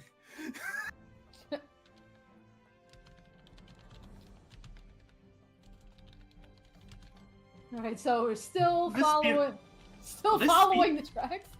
Well, this speed It's still left. It's still his left. It is still left, okay. I can't believe it. This speedrun fucking sucks. No clip. You can't even no clip? Wow. I think here I'll investigation check again because this floor looks different. Okay. That is a 22. All right, so yeah, so you can see coming up ahead, yeah, you can see that the floor is like, it's going up in the elevation. So the tracks are a little bit more fortified. To be able to hold up the weight and such, especially should the cart have to be pushed up. All right, this way the tracks go at an upward angle. So we're just gonna have to be very careful. Right. Pacifico probably has no problems with that. All right. I'm kind of like looking over here. Do I see anything in this little chamber over here? Yeah, it's like for this I'll probably say that's probably like a passive perception, but yes, Amy, as you pass, you can see what you're passing does lead to a bigger chamber. All right. Gonna That keep being- note for that.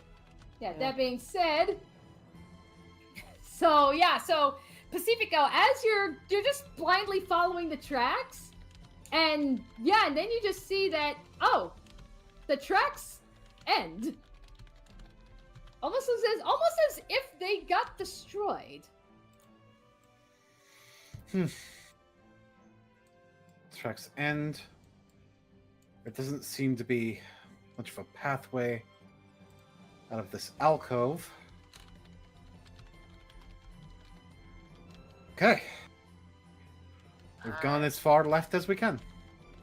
I did pass, when we were passing by, I did see, a bigger chamber, just right above the tracks. What I think we do is we start retracing. We go to the last place where there is an opening, and make our next turn there, and explore that branch as much as possible. Turning left. This way, we are formulating a map as we go. Yeah. And once we start running into something that is the same, we'll know that we can turn back. Mm-hmm. This being the first opening. Actually, it was right up here. This has an opening in it. Technically it does. Yes. Okay. I'd imagine Amy starts going further up, and it's like, well, it is kind of. Oh, I mean, sure. Yeah, I'm confused. I guess it's statically connected. I guess. Yeah. Alrighty. So, let's reveal this. Alright, so you step into this big chamber, and immediately you see 3 red caps. Oh boy! Just 3 lone red caps in this room.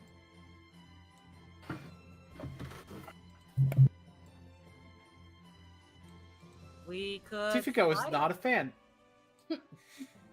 Well, we do have +10 to stealth. Do you want to try to sneak by them? Yeah, they're technically they're not very hard, but we could reserve our energy for Frog. Can I see further to? Yeah, let me actually. Yeah.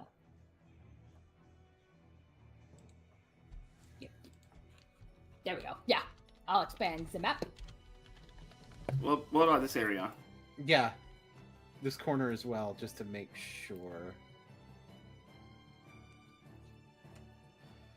There is another pathway across this room. Alright. Alright, let's try to sneak by then. Yeah. Alrighty then. So then I need you all to roll stealth checks. I'm gonna wait to move until after I roll stealth. And we have pass without trace, right? So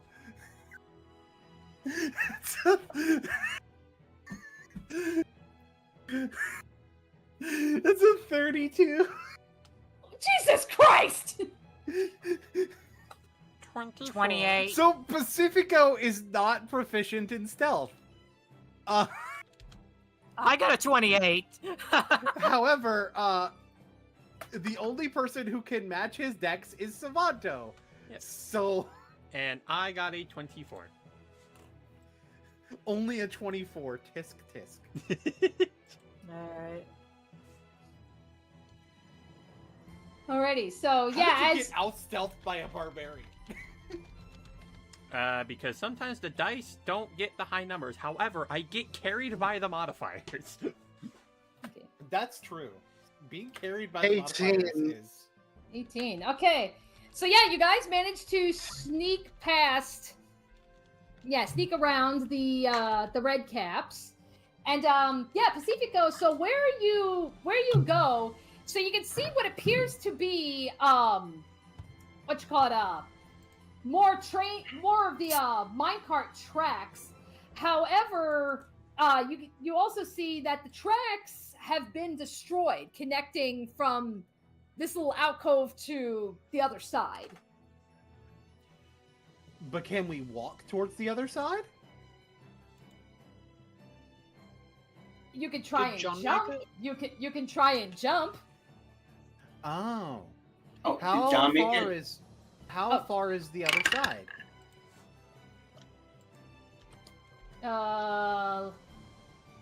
Let me see. By map standards, 10 feet. Okay, that's not a hard acrobatics check. Yeah, for Pacifico that should be pretty easy.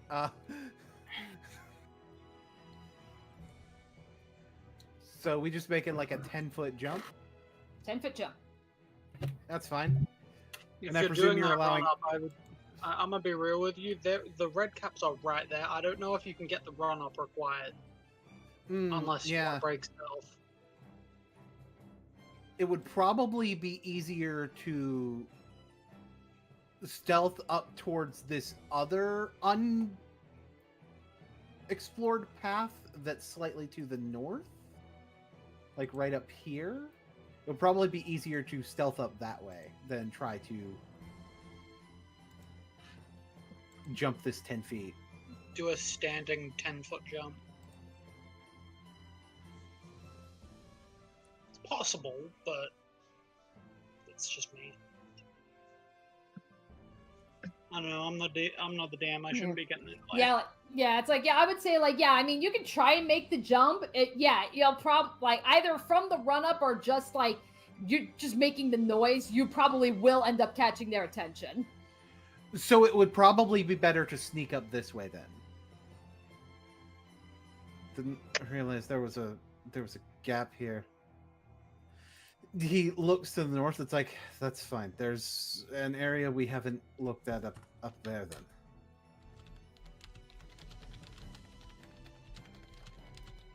Alright. So we'll have to sneak past them again. Yep.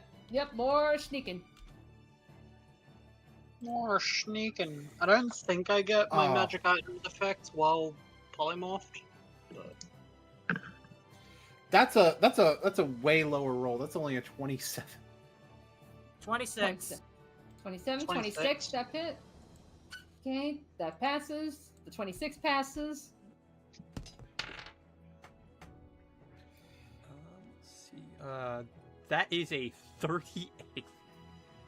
Damn! There we go! Finally!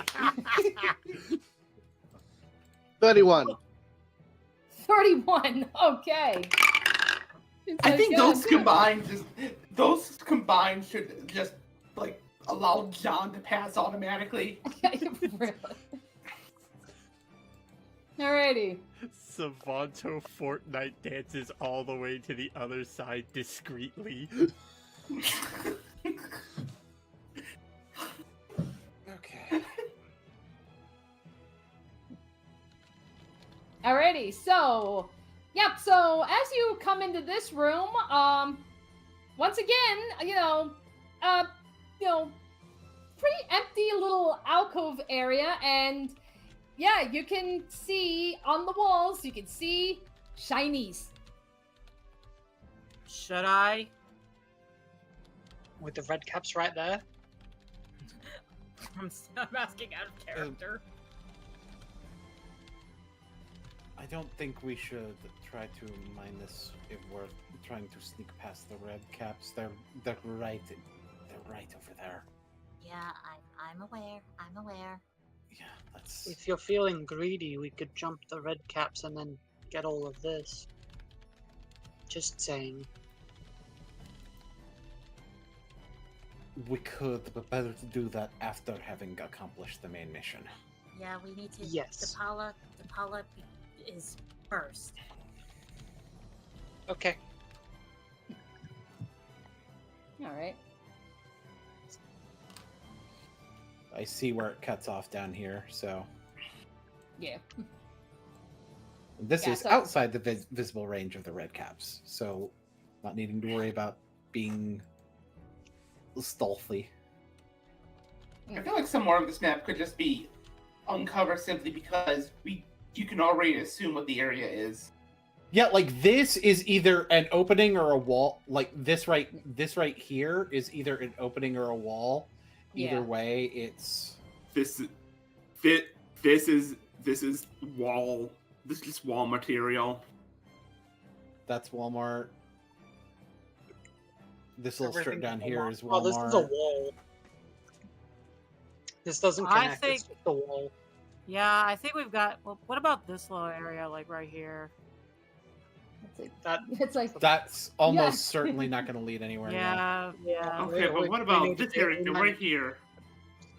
What about this area right here? the red caps. Yeah, the red I cap. think we need Right to. over here. Yeah, I think we got no choice. We're gonna have to fight them either way. Right. But we do have a sneaky little rogue that could probably do some sneak attacks thingies. We've Okay, done well- about as much as we can exploring this area while sneaking around the red caps.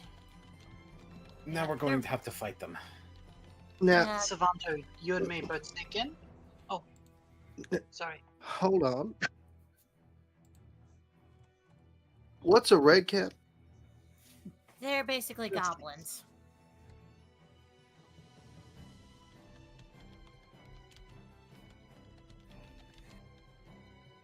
Do I Does know what a anyone red else cap have is? any more actual information?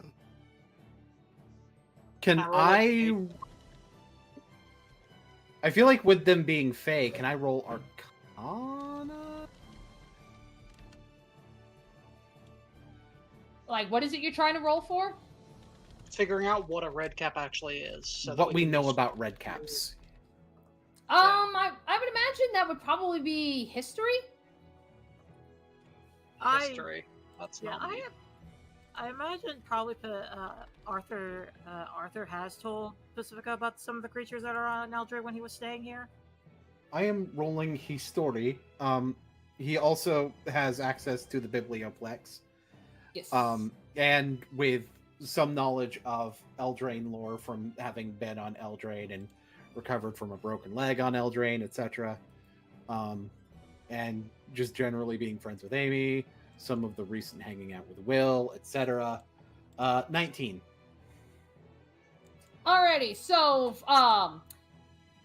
from your general knowledge about red caps, so they are fey creatures. They are in fact small fey creatures, and they have a reputation that, despite their small size, they can get pretty violent. Like, like when they start fighting, they can be very violent, almost bloodthirsty even. What alignment are they typically? Chaotic evil. It's like, right? That's, They're not. that's just what it says on the stat block. Typically chaotic Yeah. evil. Good news is that Yeah. they're not dangerous in a magical sense, just a violent sense. So, Yeah, they don't have any I think magic our- on them whatsoever. They're just violent little shit. I think our best bet is for me to rush in, open for you guys to start doing things from stealth. I can't help but notice you didn't answer my question. What was the question again? I might have. What are they? Murder goblins. they're a Now, type of do you thing. have any idea how little that narrows it down?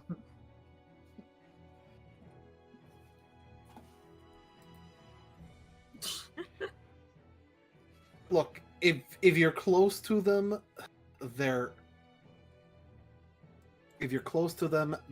going to be trying to kill you. Like, cut you into ribbons. They're basic bitches. They're not magically dangerous. They just thrash. Just sitting here, like, out of character, seething because we know exactly what red caps are. But and in character, you're not giving him the answer that he's. You're not giving him an answer that tells him anything. I don't know how to in character give an answer. Because You have read about red caps in a book, right? Yeah. Like Pacifico has read about red caps. Yeah. He is aware that they have to soak their hats in blood. That's why they're red. And they soak their hats in blood. So, a little bit of familiar territory for me with the blood relationship, I guess. Now, that tells me something. It tells me that does not sound sanitary. You also might know that if you take their hats off, they just die. There's not something in the stat block. that's not something. It's not something to stat block, but it's mythologically true. They're terrible at stealth, by the way. On account of They the wear actual iron armor. stabatons. Yeah. So I think the same strategy is the most helpful. I draw the overt attention so that you guys can sneak up to grab their hats, I guess. Savanto, you would be pretty good at stealing things when their attention is focused on something else, right? Yeah, that sounds like my ammo. Yeah. Try to steal their hats. I can do that. I'm really just good at killing things and quite poisonous. So if I just sneak around and whichever one you're not trying to grab the hat off of, I just bite on the back of the neck repeatedly, might be the best bet. Menament, would you rather try to steal hats or shoot them with guns? Now, I ain't one for being too close to my enemies. Learned that last time. Sounds I like got you and my your neighbor. partner are probably getting target practice then.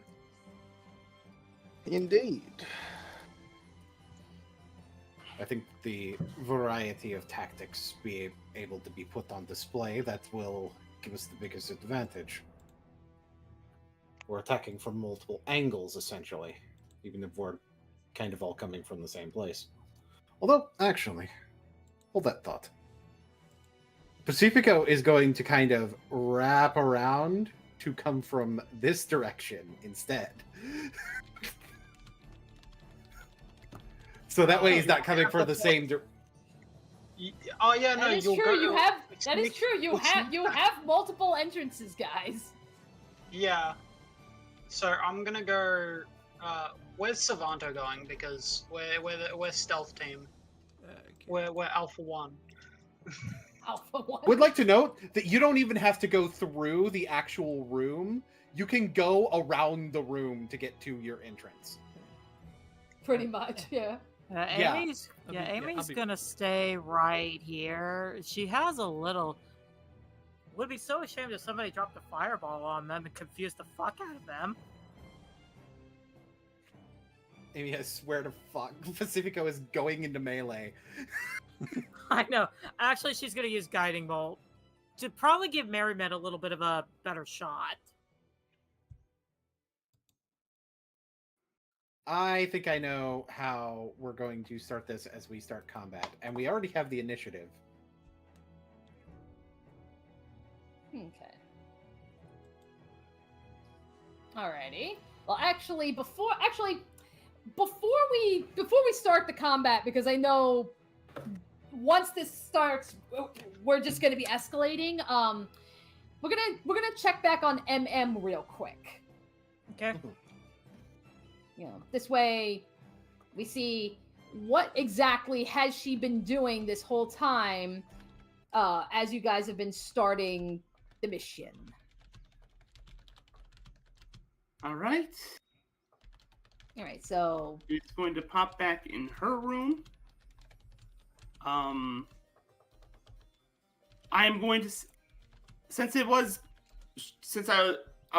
have a quick question, yes. DM. Yes. Since this, did they, and I guess the rest of them, did you all like leave basically immediately? Oh yeah, it was immediately after, and everyone was there, right? Everyone who was in the embassy, apart from MM and Kadoris. Grayson didn't come with us either, and Pacifico did leave his copy of his story about what actually happened at the at the stadium with Grayson to be put in the paper. Like, Grayson's got all of the information collected. Since it was basically seconds later, I don't know if Tilana would be here yet. Okay. That being said, MM is going to start by taking the journal and pen and a fancy pen that Luke gave to everybody, and specifically the one that he gave to her.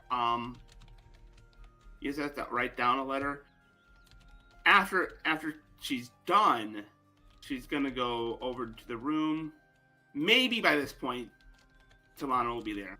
Probably by the time you're done writing, that'd probably be enough time, for her to get back from the embassy.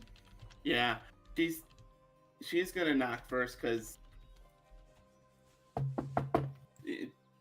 door's probably closed. Okay. She will come and she will answer the door.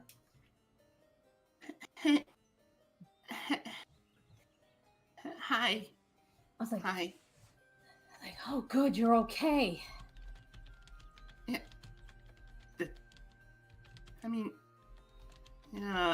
I'm sure they told you everything, right? They did. Come in. And then, sure enough, you see Tumbleweed.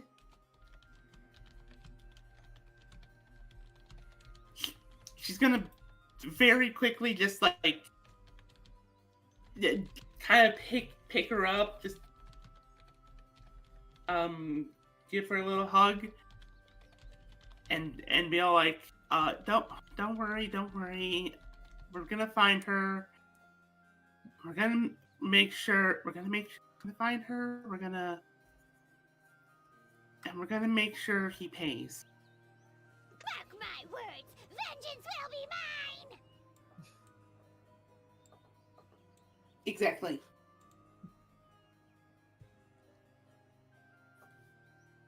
It's probably the closest thing she had to a smile all day. Yeah. Yeah, so that's where Tilana, she will come and she'll say, yeah, it's like, okay, so a lot has happened over here. So, and she'll proceed to relay what they went over during the meeting. So, tells her like very briefly about the Oko fight, tells her about Luke being gone. So just kind of filling her in, as well as, also bringing up what Amy has brought up about where to find Depala. he's a little stuck on the Luke thing because like might have been the last person to see Luke.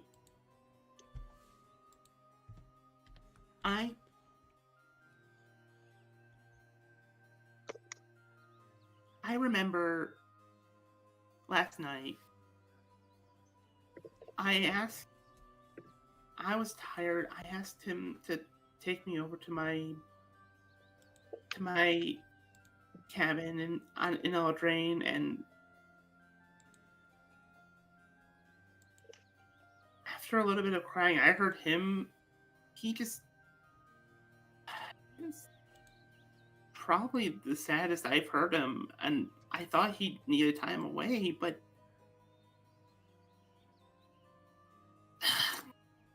God damn it.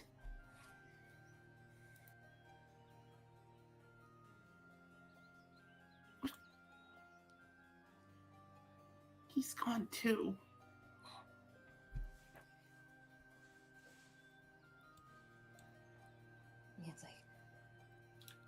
It's like we may not know where he is. However, if it is any consolation, the Dragon Spy network, it's still active. Okay, so wherever he is, he's still watching us. That's a little comforting. She's gonna see if there's any in the room and be like, if you're watching this now, I miss you. And I wish you were here. Or with them. I'm assuming, where is everyone else? It's like, some went back to classes. Grayson, he's at the Strixhaven Star. He's trying to get a head start on quelling some of the gossip that's happened since Pacifico's fight. Merriment has decided to go to Eldraine with everyone. When did they go? Right after our meeting. How long ago was that?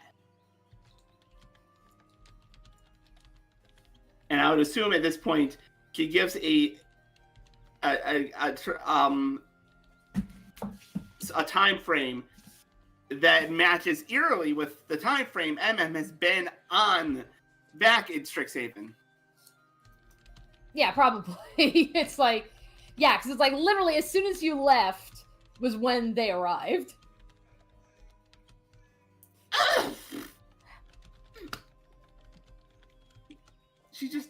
She's angry at herself now. Okay, calm down.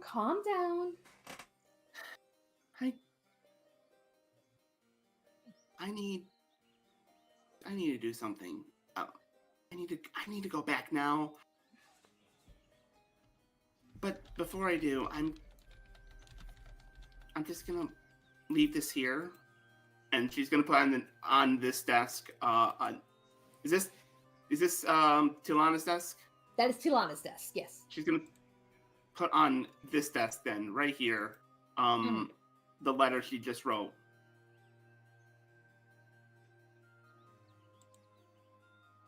Am I allowed to do one other thing with this, real quick? What is it you want to do?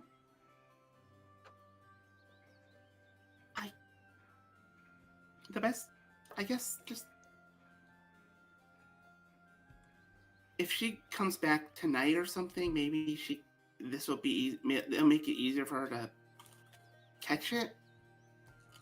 Just in case both you and I are away, you know? I understand. And she's gonna take out her staff of flowers.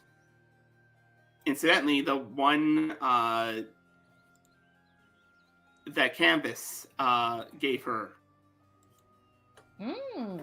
Yeah. And she's going to try and think of a flower. Okay. A rose in particular, but she wants to think of like something that'll stand out. Alrighty. What roll would I have to make a roll for this? Let me recheck Staff of Flowers. Let me see. The staff has 10 charges. You can use an action to expend 1 charge and cause a flower to sprout from a patch of earth or soil within 5 feet, or from the staff itself. So it's it's run on charges. I know. Okay. Also, something in DMs. Yeah.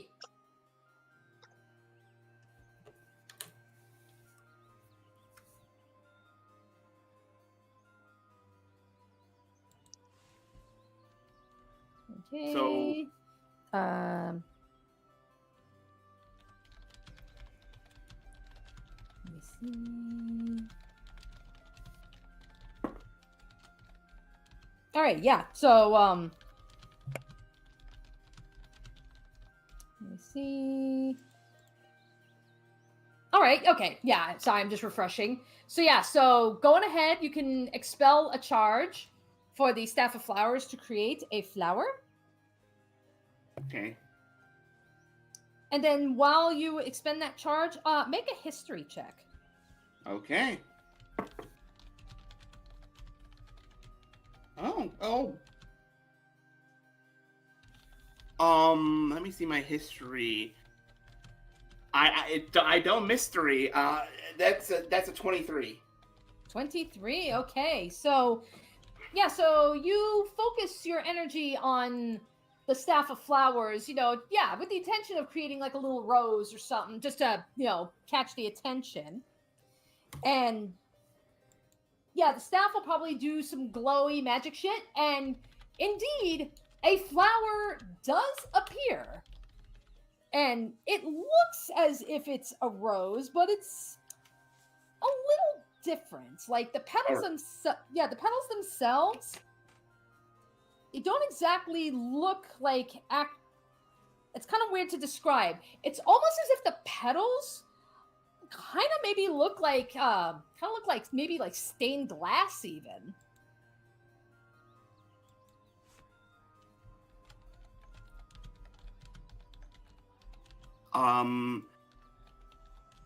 If you look in the art channel, Dana just posted it.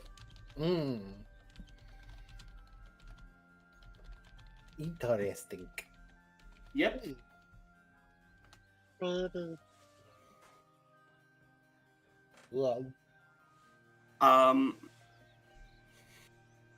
Yeah, so even though this is a very different flower, since you've come to Arcavia, since you've come to Strixhaven, you've never really seen a flower like that here, but it does feel very familiar to you.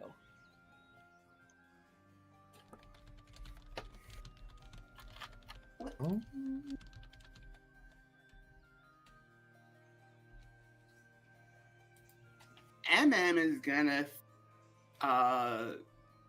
look at it and just she senses something familiar to her. It's something almost nostalgic, but it can't. Well, I don't think she quite recognizes why. But after a second, after that sensation, dies down for a second, it just, let's hope this works.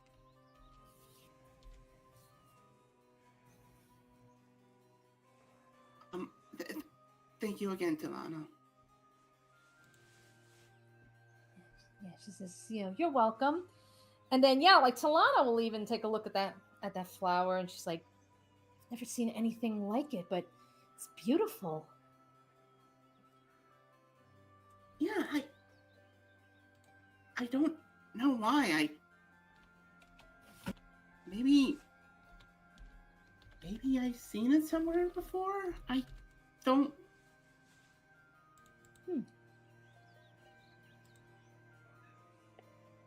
She's gonna go to Tumbleweed, I'm gonna go again. I'm gonna go again. Okay. Say, Tilan. You know Tilan, all right? You know he'll take care of you. And after that, she just waves goodbye at Tilana and goes back to Eldraine. So goes back to that one cabin where she left. Alrighty.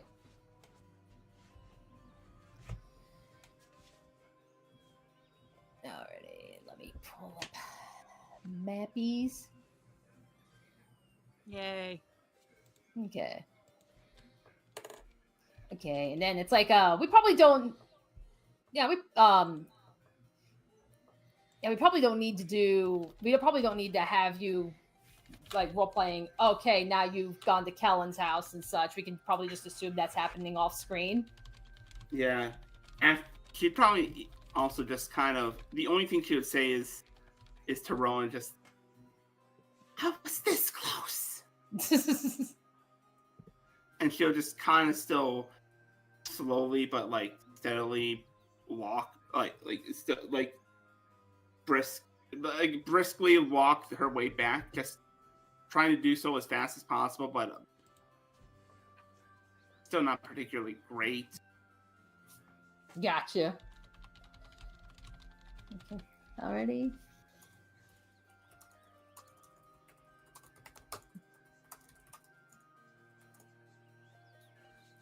Alright, I'm just checking real quick.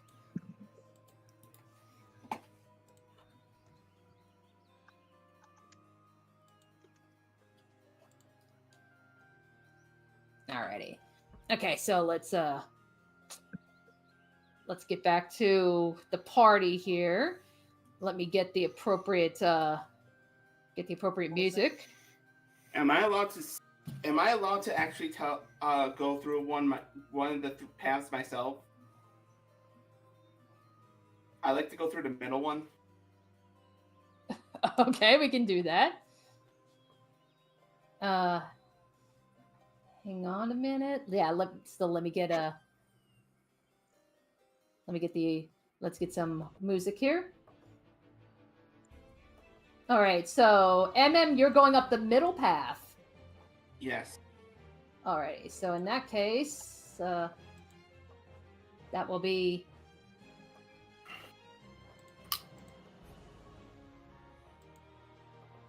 Okay, good. You dropped a token. Okay, that's what I was gonna be like. Okay, where are you?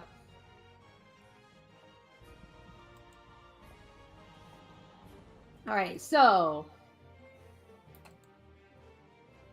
Okay, I will. Wait, she did drop her token? Because I don't see it. All the way back at the entrance. Oh. Ah, I see. I see.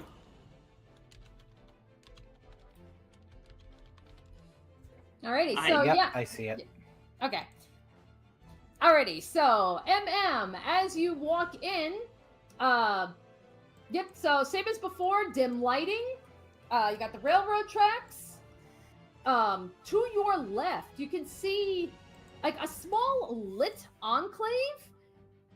And it's here where you can see like some extra like what appears to be some tools and things that are just kind of left there.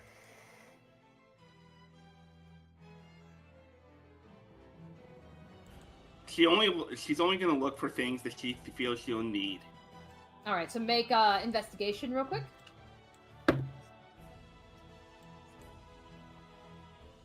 Well, I don't think he's going to find anything. That's an 8. Okay, so at most you just see you can see there's a stray pickaxe, and you can see that there is one gemstone that's just kind of out in the open, like somebody had picked it and maybe left it behind.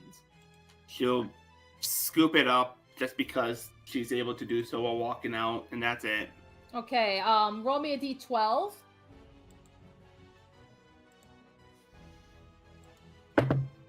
8. All right, so that is an onyx. Ooh. Ooh, I hope it evolves into with the when trading with the metal coat. Ha.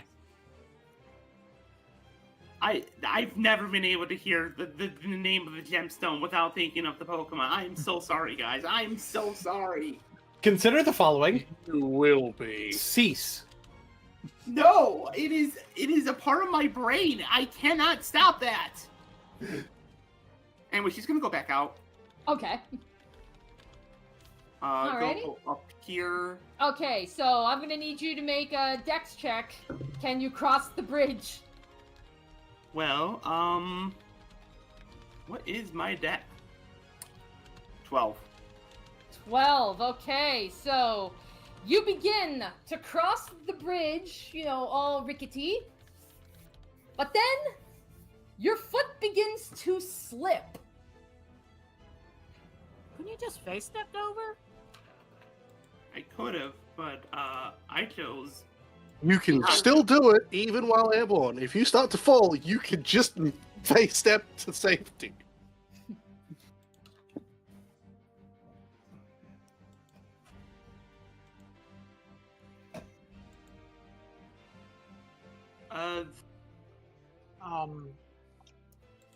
Does not require you to be grounded. Yeah. While it Hold on a doesn't, minute. So MM, you are, so basically you've slipped and you look like you are starting to tumble into the rushing stream or river below. What's that? I'm starting to be a tumbleweed. Yes, MM is becoming a tumbleweed. So a little bit different than I at first thought. What actually happens is, as you're about to start falling, there is a yell from the darkness over here, and a silvery board appears right beneath you, and you kind of crash into it, and you can use it to fly. Wait, what? Wait, what? Hey! Fuck you, what? You thought just because I was playing Zasta, I wouldn't have Canvas trying to save Depala. So Canvas took tunnel number 3, apparently.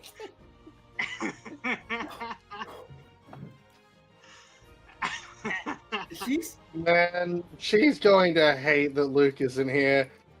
Oh yeah, she's gonna be pissed. Do we all hear her yell? I think Zasta might, considering the proximity. Yeah, Zasta probably does. Like, Zasta kind of turns on the wall and goes, "There's others here." The only person who can hear her whisper is Savanto. It's ironic. The only person that could hear Canvas is the one person who is not familiar with Canvas, which is further ironic because it's the same player. Who the fuck is that? Well, this is an interesting turn of events. But MM is just gonna be onto the shocked. hoverboard. Yeah, MM is just gonna be shocked for a second. Just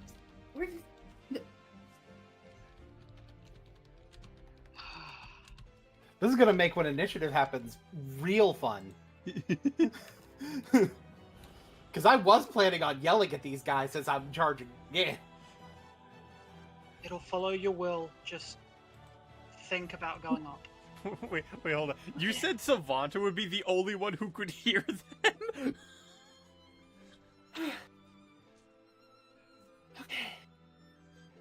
Yeah, because specifically the whisper from Zasta, because Zasta heard the noise because she has a passive perception of 18. Yeah. She heard the noise and then told Savanto because she can't really communicate over long distance. Fair. Especially since we're setting up the ambush here. But the red probably not. The red caps aren't that deceptive. Yeah, nah. We got past them with like a 14 or something. Someone rolled garbage. Okay. She's gonna have it go up. She's gonna have that little like silver surfboard go up. Yeah. Almost like she is a surfing Pikachu. Yeah. You thought I was gonna say the other thing. No! Bird. No, wait, there's another Man. steel Pokemon I can do this with. Go Dango, god damn it. Man, talk about a sleeping beauty. I'm gonna Anyway. Oh, we're about to kill 3 of the 7. Okay. Wait, 7? 7 dwarves. Oh, goddamn. Alrighty. Alrighty, so Canvas and MM, what will you guys be doing in the meantime? Come here. Come here. Canvas kind of gestures MM over. Come on. Alright. She's how did you know he was here? Yeah, I did my own searching. I wasn't gonna just let that happen. You're here? I think I heard the others in the other room. Saw someone move past the wall. Wait. God damn it. It's fine. It's fine. They're trying to do the right thing. It's fine. And Canvas is kind of like looking down and looking back towards the opening, like over here, and then kind of looks to MM and is just going to just quickly hug MM for a moment. MM is gonna hug back, and you could tell it's not particularly strong. Not because she's not trying, just make a perception check. Yep. As Canvas, this is considerably worse than hers. Still a 22 because a 19 is a 19. You can straight up feel it. She's crying. Come on. Just... I'm sorry. It's fine. It's fine. I know why. I know how. I know. She's...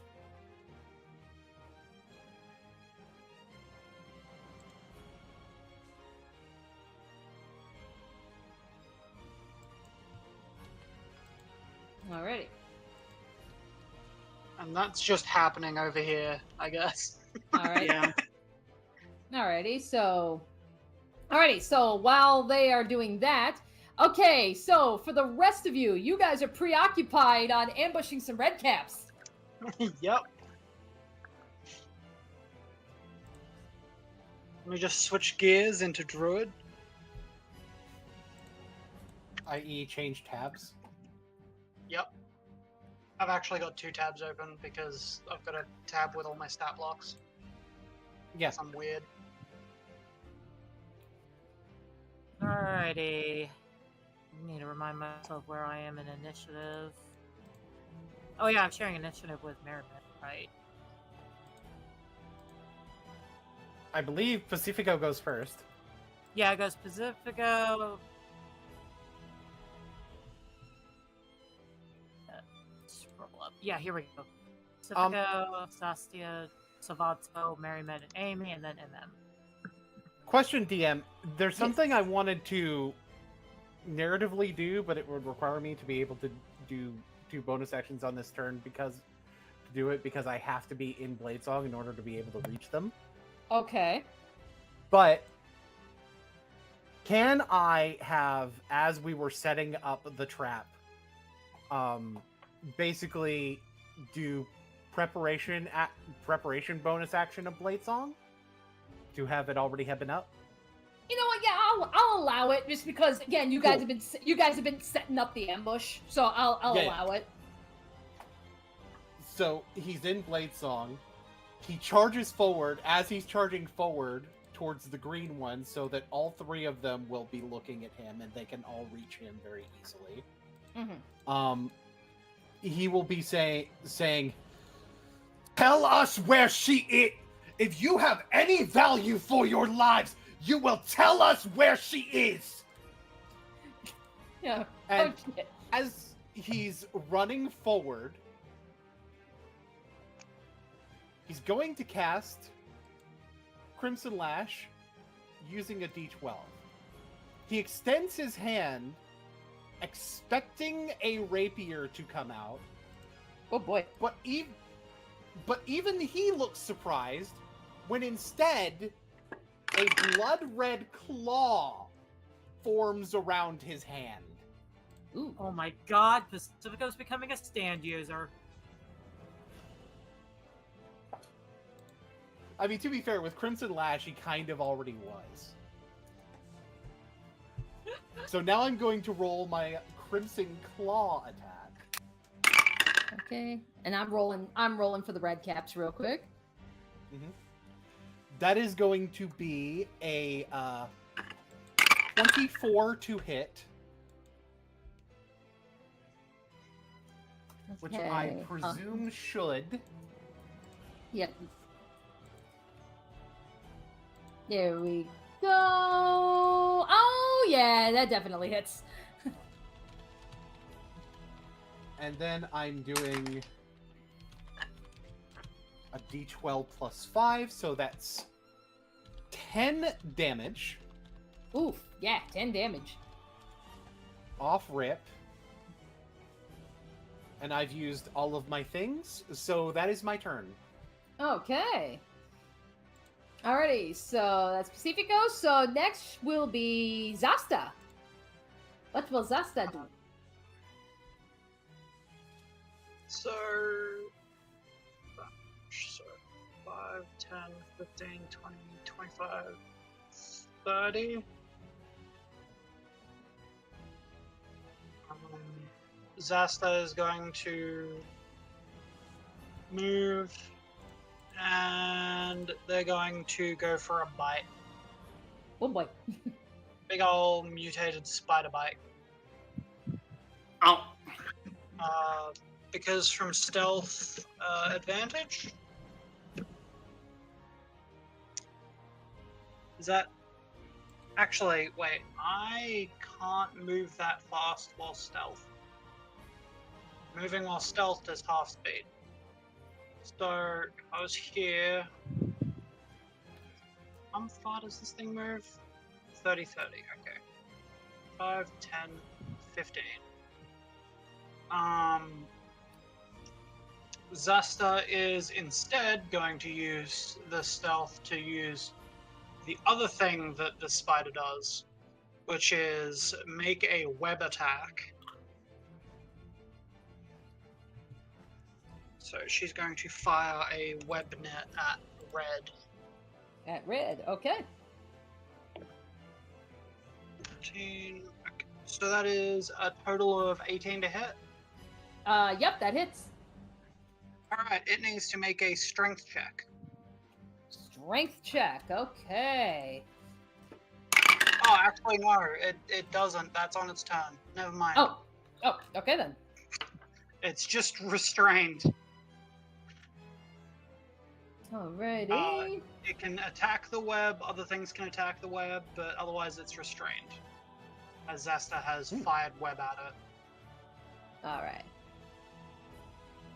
Okay, put a little icon there to show that it is restrained.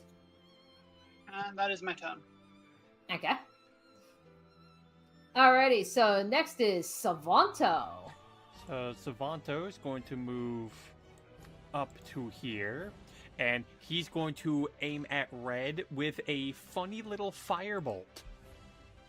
Firebolt, okay.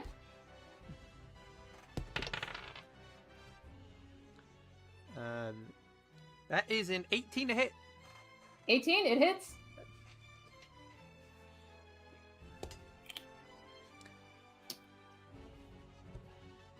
That is going to be 12 fire damage. 12 fire damage, alright. Yep. So Savanto. So hey, if Boone is apparently being a stand, Savanto's gonna be spirit detective, spirit shotgun. Look, points at Red. Take this, Grumpy. Bang.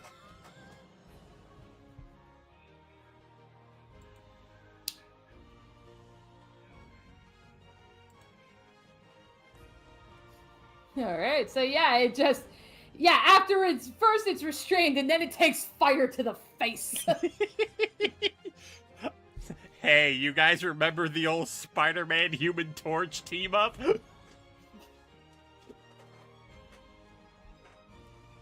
Zam. Alrighty, so, will that be everything for you? I believe that will be everything for me. Okay, so we have Merriment, Amy, and the Green Red Cap all sharing initiative. Merriment, do you mind if I go first? I could probably soften one of these guys up for you. Go ahead. Alrighty, so Amy, as Amy's coming out, she screams in Sylvan, "Where is your leader?" Yeah, the Red Caps, like, upon hearing that, they'll just turn to you. And they're just like, you can just see, like, the look on their face, like, a human speaking our language? How dare! I know, right? Okay, I need to remind myself. Alrighty, let's start by trying to soften up Blue a little bit. Okay. Me first. Like I said, Shatter is off limits, so I can't use that. But I could use my funny little spell known as Guiding Bolt. Guiding Bolt, okay. Okay, yeah, that is more than that. Alright, so. Alrighty, so that is 4d6, going to be 4d6 of radiant damage if I make this attack.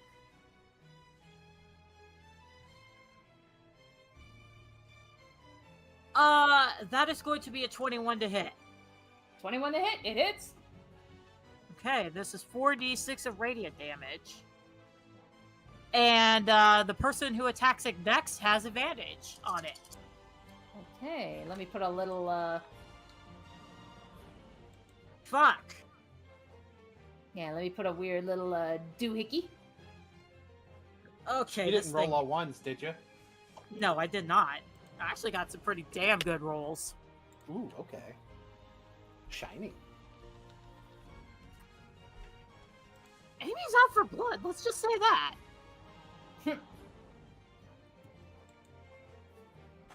Alright. 6, 6, 5, and 4. So... 6, 7, 8.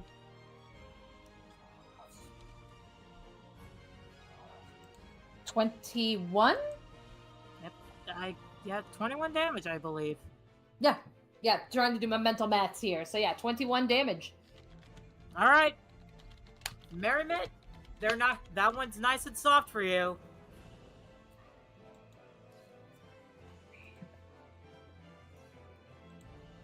Alright, so...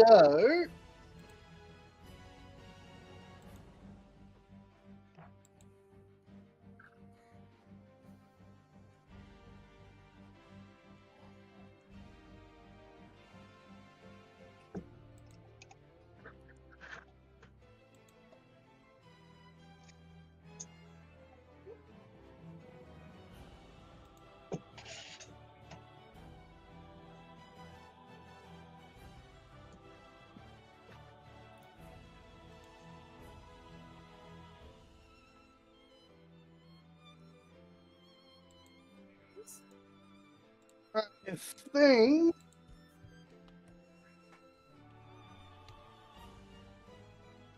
simply going to move into range.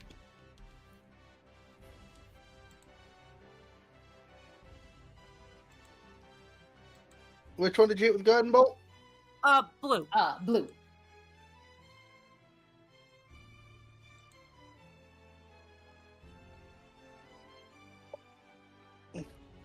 He's gonna take a second just to coax Desperado out of his hat. Okay. Look, can't have an inkling out in the open in the middle of the middle of an area full of Fae, can we? Who knows what they'll do to him? And he's going to point at Blue. Boy. 18 plus Dex to hit. Total of 24 to hit. Yep, that hits.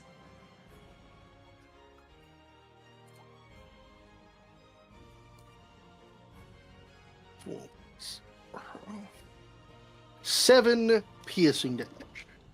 All right, so yeah, between the softening up and that piercing damage, this guy, he's just like, ah! And yeah, he is on the ground, just bleh.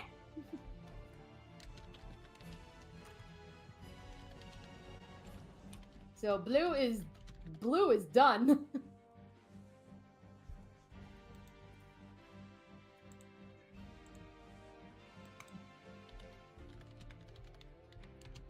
Alrighty then. In that case, Merriment, is there anything else you want to do this turn? No. Nope. Alrighty, so green. Alright, so let's see. Let me see. Okay, so green. Yeah, he just looks to you, Pacifico.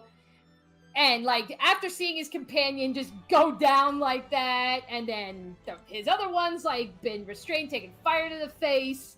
Yeah, he just turns to you, and he's just like, you'll pay for that! If you surrender... And who's going to make me pay? You? Don't make me fucking laugh! I'll gut... And he starts speaking in primordial. I will splay your guts all over this room! Question, does anybody happen to know Primordial, or is Pacifico the only one? I don't. I only know Sylvan and Elvish. Can I get subtitles for that? In Primordial back. And what the fuck do you think you're saying to them? They don't understand you. Does anyone have subtitles for this conversation? I feel like even though like they can't understand the language, I feel like MM and Canvas definitely can hear this. We're hearing. Yeah, you can. Yeah, like down You can further. probably hear how bordering on. Yeah, like you can just hear the rage Pacifico is. Yeah, just like echoing and reverberating off the walls. You can tell it's Pacifico's voice.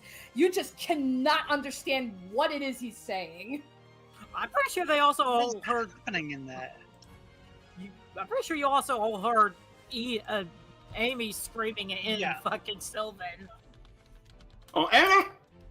I just accidentally hit my mouth there. Emma can absolutely hear, could absolutely understand what Amy was saying. Mm-hmm. Canvas, do you understand Sylvan? Canvas knows Common, Draconic, and Elvish. Okay, MM could definitely tell Canvas what Amy said then, because he ain't speaking Italian no more. He's speaking Greek. Oh my god. Canvas looks kind of jaded and a little bit sad, but kind of is. When it gets to when she eventually does things, she is going to like move and probably not join the fight, but see if she can see what's going on. All right, so I have an idea. I have an idea for that. Okay. Well, anywho, while you guys are figuring that out, so Red Crap Green, like, even though he can't understand you, he's going to try to boot you in the shins with his iron boots. So let me tell you, anger is a universal language. Yeah.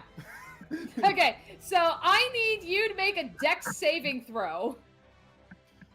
A dexterity saving throw, you say? Let me just double check and make sure that I'm not missing something, because I think my Blade Song gives me something for that. I mean, you're a barbarian, right? You've got danger sense. I do also have Danger Sense. You're right.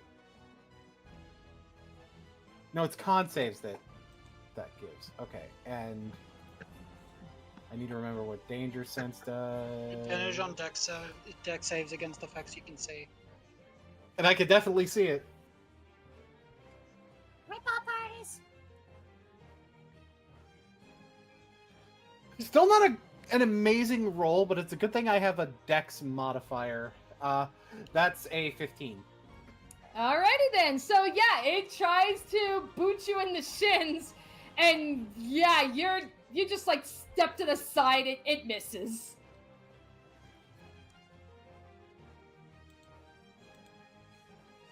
Yep. So you do not take any. You don't take any damage from boot to the shin. Nope. Nope. All right. So that's pretty much all green can do. Red. Okay. Okay. So remind me, what roll? Is it strength to try to get out of the restraint? Yes, it's a strength check, I believe. Strength check. Okay. 11. Ooh, just not enough. All right. So he's still Just stuck. because I'm not a DM right now. I am a player. The DC to get out of this is 12, or they can attack it. Okay. Yeah. Well. Yeah. I already rolled. So yeah. Nope. He's stuck. Bitch. Beach. Alrighty. Okay, so now, so MM and Canvas, did you guys say you're gonna be, kind of like staying off to the side right now? Yeah, Yeah, I we're have an gonna move idea. down to oh yeah. I do have an idea though. She's going to off. So you said like MM is on like a surfboard, right? So she can just control now. So the idea is that you are under the effects of fly. It's just that the thematic way that Canvas makes people fly is a hoverboard. Okay. You have MM is 60 gonna fly off. speed. Yeah, MM is going to offer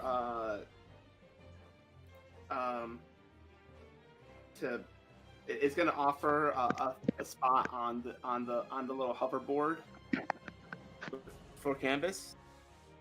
Yep, aka you're essentially just holding me while you fly. Yeah.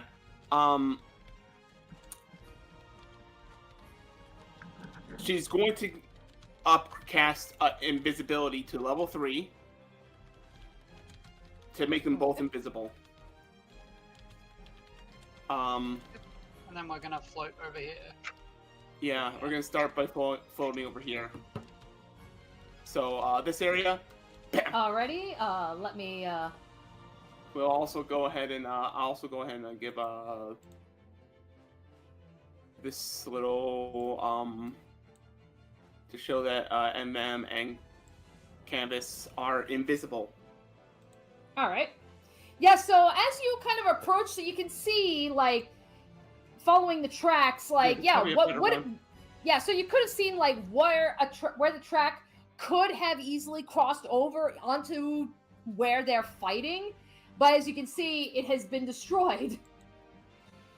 And you guys can now see that Yeah. Pacifico's Crimson Rapier is now a Crimson Claw. Yeah, like you see that, you see Amy is on the field, you see Merrimit, you see Savanto, and then you see what appears to be a spider? I think MM and I have this funny idea. MM and Canvas both spot Zasta as the spider and be like, "What the fuck is that?" And just at the same time. What the fuck? Would Talana have explained Zasta's presence to MM? I feel like I figured she probably would have brought up that, you know, okay, they ran into Zasta, but would she have known that, oh, she can shift into these creatures? No, she wouldn't. No.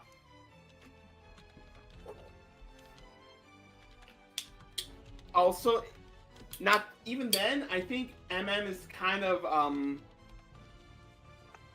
very not sure what to think right now. So, something notable for both of you, since you guys haven't seen it yet.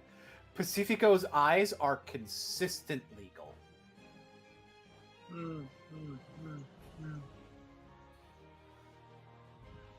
You're probably far enough away where you haven't noticed the ring yet. Yeah, no, we're... Yeah. But at the same time, MM would have been told about the ring, most likely. Yeah, because Tilana did give her the update on what happened with the fight. She probably wouldn't be looking for it. She'd just be but looking, everyone be looking, seeing the spider and be like, what the fuck?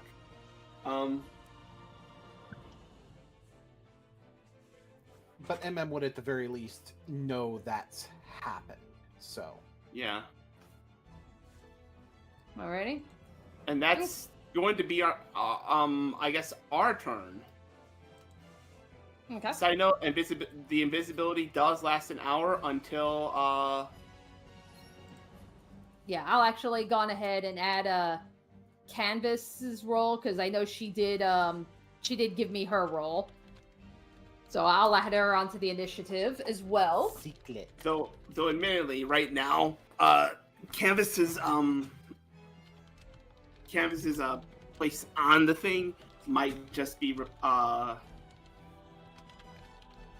because she's on my little hoverboard. Her hoverboard. Yeah, but it's fine. There's always the possibility of a held action. yes. Alrighty, so if that's the case, then top of the round. So Pacifico. Pacifico is not fucking around. Did you know that the Crimson Lash counts as a light? I'm double checking this real quick, but Crimson Lash counts as a light weapon. Yep, light, finesse, and reach. Which, so if I happen to have, so if I happen to have another light weapon on me, like say a short sword, I could do bonus action attacks if I don't have anything else I want to do with my bonus action. There is something else I could do with my bonus action, but now's not the right time to fully go there. I think we save that for the boss fight. Okay. We're activating tit for tat though. Oh god, tit for tat. Yeah. Oh god, not tit for tat. Greed is about to be crit fished. So first we're doing the Crimson Claw attack.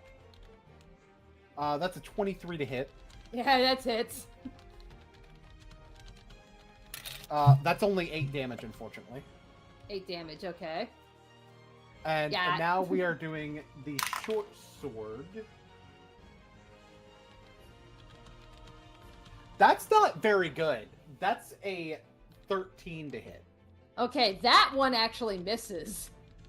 So I'd like to imagine, because he's swinging so wildly, the short sword attack, especially since he's not as used to dual wielding, that's part of where it misses. Okay, yeah, that makes sense.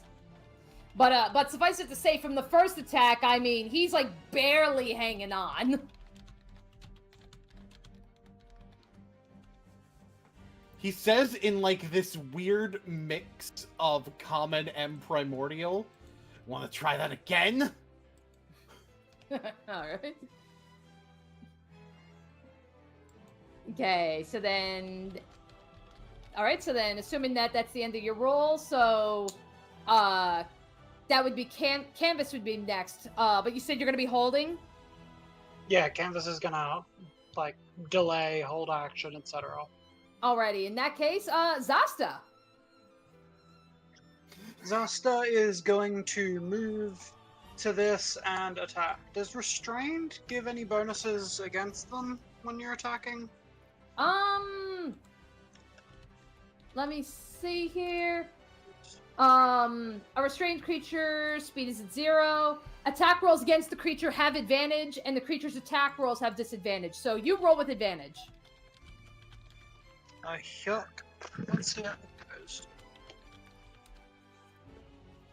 14 plus 19 to hit. Yep, it hits. Can you have that person make a Constitution save? Con save. Okay. 14. 14. They succeed on the con save, but they still take, because there's 2 different types of poison on this. They take 8 piercing damage and 5 poison damage. Oof. Yeah, well, The save was against an additional 2d8 poison, and oh no, they take half as much on a successful one. Okay, so I also need to roll that poison. Another 5 poison. Okay. I'm a very poison-focused character. Yeah. Well, suffice it to say, so Red's done.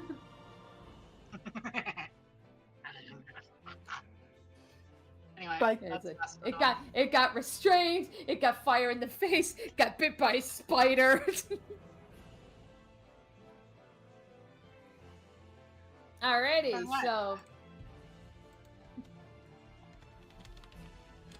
so if that is all, then it should be your turn, Savanto.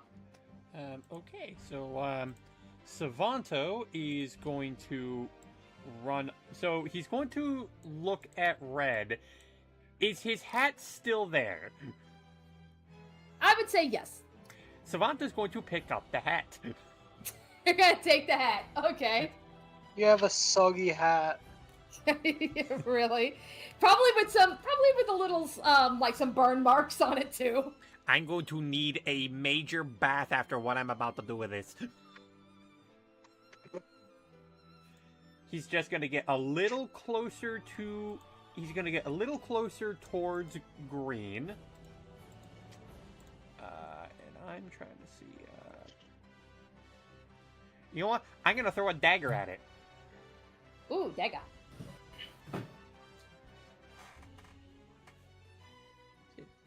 Savanto just takes You should still get sneak attack with me being within 5 feet of him, right?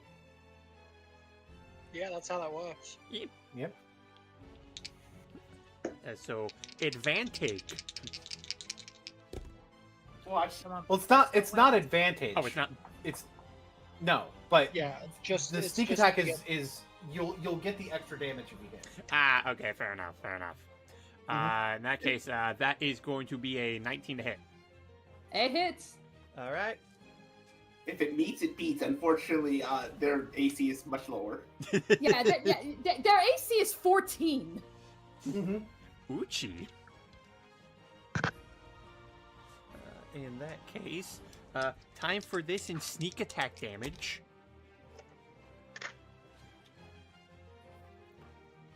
That's going to be 9 damage. 9 damage. Okay. So with that, it takes like the knife. Like, where would you say the knife lands? The knife. So Savanto takes the knife, he throws it on, and he throws it towards Dopey over here, and and basically it hits him in the shoulder. In the shoulder. All right. So, it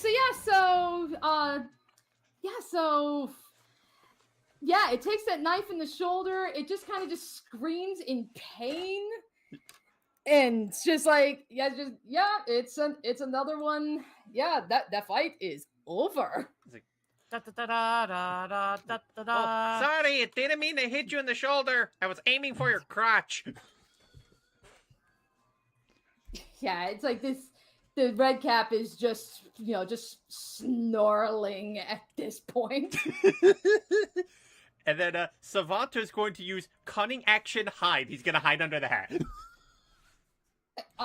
Under the red cap hat that you have? Yes. He's going to put the cap over his head. Okay.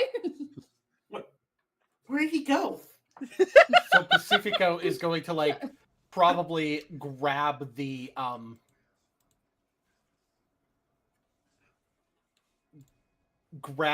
I presume incapacitated green. Yeah, pretty much. with the clawed hand, still bordering on full-on rage. Now speaking in common. Listen here, you little shit. You are going to tell us where your boss or where the woman you kidnapped is, or you're going to be losing more than just the cap. And Amy's translating that into Sylvan. Yeah, and that's where the little red cap is just like, you want master?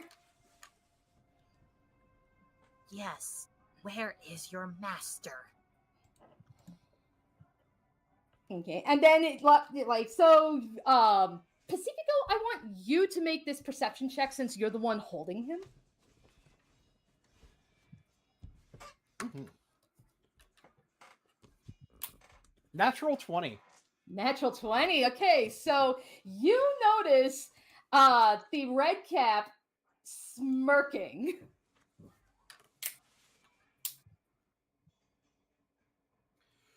Do you think I'm fucking playing with you? And that is when you feel the ground begin to quake. Everybody. Oh shit. So I am going to need you guys to make, well, everybody except for MMN Canvas, I need you to make an acrobatics check. Alrighty. 18. 18, Now, okay. I do believe I'm in Blade Song. 22. 22, okay. 11. I need to double 11. check what I add to acrobatics in Blade Song, 21. because I know it's something. I have advantage on this.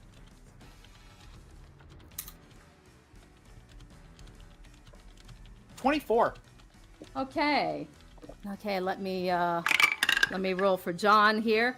Okay, so it looks like okay, so the ground it as it shakes, it suddenly like erupts and you see just strands and strands and strands of hair rip the ground apart below you. All of you guys who have rolled above the 20, you're able to dodge, but for those of you that don't, the hair grabs you. Oh boy. Zaf is getting yoinked. Oh no, Amy got yoinked. Yep. And yeah, so this would be Zasta, Amy, and John for that matter. So the three of you, like the hair, it's probably like wrapping around like, you know, your wrists, your ankles, torso, I guess thorax for Spider. Yep. And yeah, next thing you know, the three of you are pulled directly below. So the rest of you guys that passed, you're able to dodge. But you see that it's like, yeah, it's a freaking sinkhole basically that got created. So you all, those of you who've passed, you avoid getting caught in the sinkhole. But three of your companions have been pulled below. Whoop. Wrong layer. Yep, wrong layer. Wrong layer. Of course he'd be sneaky enough to do this. Oh, I'm gonna kill him. MM. Frog, show yourself, you coward! Well, now this ain't a favorable position. Anyway, he steps into the sinkhole and goes down. Okay. Yeah, Pacifico's gonna leap down as well. Alrighty. So in that case, we'll just go on ahead and transfer. We'll just go right into the next. We'll go into map number 2. Oh boy. MM is before she is going to turn to You cannot Oh, see God. MM turning her head to canvas, but you can. But Oh, like, by the way, as Pacifico is going down, he's going to turn with the green because all these guys are basically dead / incapacitated, right? Yeah, the two of them are incapacitated. Green's the only one that's was the only one that was still alive. So I would probably say Okay. yeah, as I'm leaping to go down, turn and yeet him into a wall.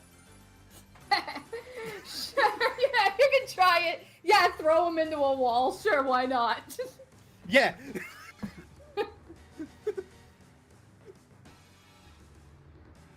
Alrighty, so the party has fallen into the sinkhole. Canvas and MM, what do you make of this? Like, having now witnessed what the hell happened. Like, you just see, like, these, like, waves of hair just grab and rip them and bring them down. Canvas just says, "It's him. Go follow them. Get after them." MM is.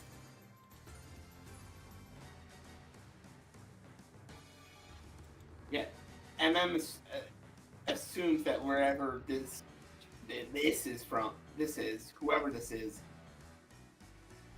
that's where Depala is. Probably. So, funny still, idea. still flying and still completely and still completely invisible because, shut up. And look at that, Zosto is the same size this time. Ha.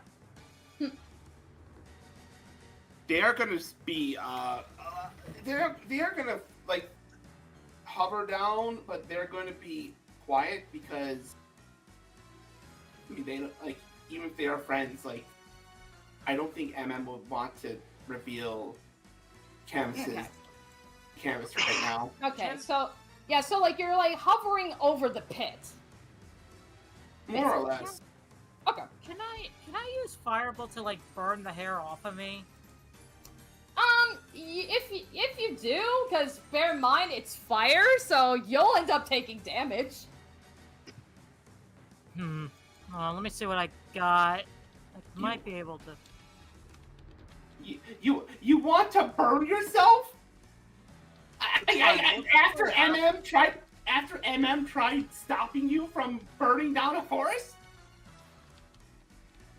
With you in it?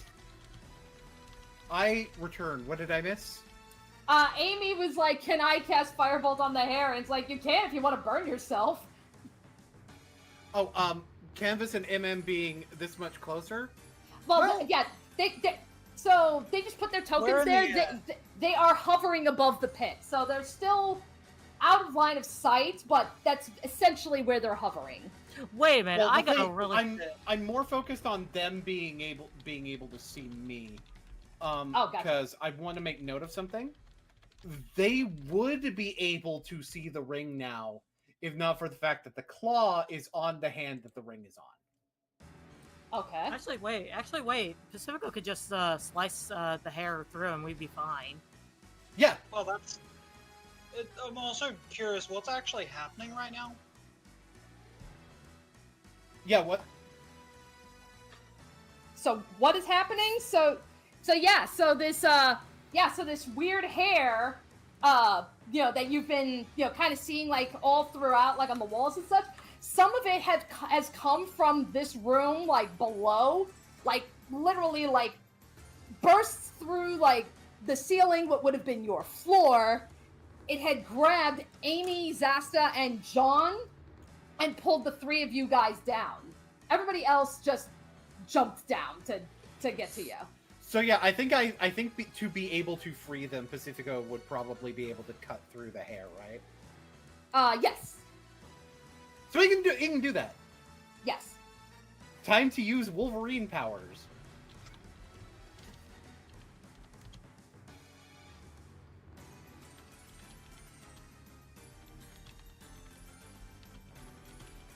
He is the best at what he does. Do I need to make any kind of roll for that, or? Let me see. What did I roll on this? Yeah, probably just like I'd probably say like probably like attack roll. You know. Okay. Can I tip for tat that? If you want.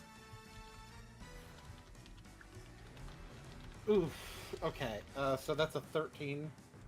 13. Oh yeah, that's definitely hitting. Okay.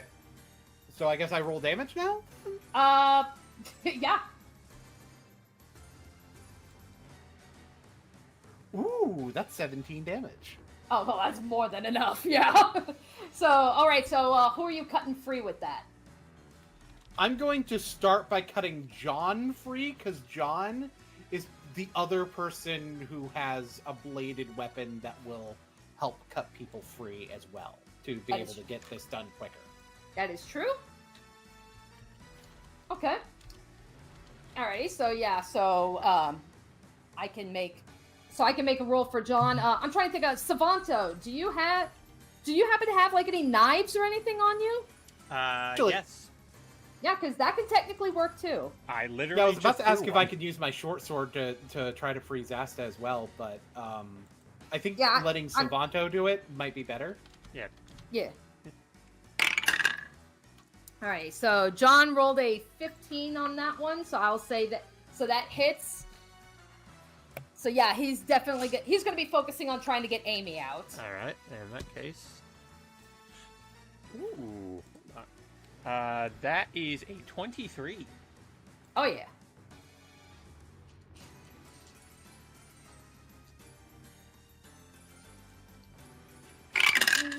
Oh yeah.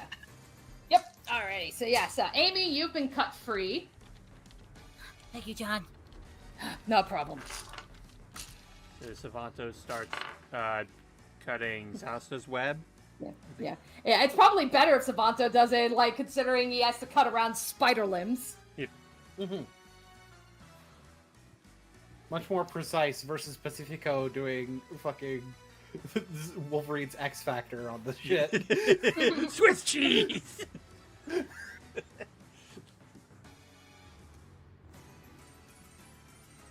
Alrighty, so with that said, okay, so yeah, you guys are free, but you are in a small room now. So you can make investigation. See what can you find to get out of here. Am I even though Canvas and MM are floating over, can we also make investigations? Yeah, if you want. Dirty 20.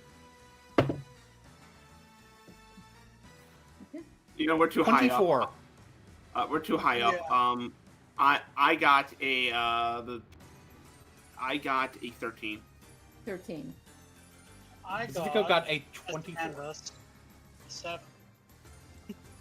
All right, so okay, so MM and Canvas, at least from what you can see on your angle, you can see that there is another room nearby. And then Amy, because I know you said you rolled the dirty 20, so probably from your experience in Lorehold, you're inspecting the walls and you get a sense that the southern wall is considerably weaker compared to the rest of the walls. Alright. Pacifico, you're gonna need to punch a wall. Pacifico is going to be like, move. Despite your tokens, we're not in the way. Yeah. Mm-hmm. Yeah, how deep is the hole? Because we're just over the hole. Let me see. Because if it's not that deep and Pacifico just goes straight underneath Canvas, he might smell Canvas. He doesn't have the Bloodhound ability active right now. He hasn't been. He has not been sniffing. However, I'd imagine that there is some amount of like considering how unique your scent is, that he could like pick up on with a check. Well, perceiving someone who is invisible is a disadvantage if you'd like to try. Yeah, I think that's fair that I get the opportunity to make the disadvantage perception as Okay. I'm charging through to get a running start on going through this wall. Alrighty, so I'm gonna need a strength check on the wall, and then the disadvantage perception on trying to with canvas Okay. and. I had already rolled one die. I'm going to use that for the strength check since you said to do the strength check first. So that's a 17. And now Alright, for good. the disadvantaged perception. The disadvantaged perception is a 13. All right, so I yeah, got I'd a say 21 on stealth. I rolled a 1 and a 20, and I have advantage because invisibility. Yeah, okay. that tracks. Yeah. So you and MM are high enough that he does not detect it. But then again, he is focused on trying to break through a wall, which he did. Break through it. He breaks through and just lands on the other side. I came Question. in like a wrecking ball. No, I prefer breakthrough. I can't sing breakthrough at all right now, but that one. Is this the room, by the way, that you were referring to? That MM and Campus break or was it down. over this? He Or was Chris it over Jericho. this way? Break down the walls. I'm gonna break down now. No, but for real, was this the room that you were referring to when you said that MM and the Canvas could see it? Yeah. Okay. Let me know when it feels like a minute has passed, because that is how long his claw lasts. Okay. Like I would say like probably by this point, like between the battle, falling, and then breaking through, we could probably say like you probably used the claw to break through, and then that was the minute. Yeah, as at the end of that, he's kind of breathing heavy and staring at his hands like, what the hell is that? I don't know. I don't think we have much time to explore that right now. Yeah, we need to go. We need to go. He's near. Right. Okay, so in that case, I need you guys to make perception. Okay. I'm making it again. 14 for Pacifico. 14 for 15. Pacifico. 15 for Amy. Okay. 8. Okay, so for alright, so then so as you guys are coming through, probably because now you're deeper into these caves, now we've gone from like, dim to probably darker light. So Merriment, you're just kind of following along. The rest of you though, even like especially for those of you who have like dark vision, you can see very faintly, you can see what appears to be hair littered around the ground, hanging like tripwires. Hang on.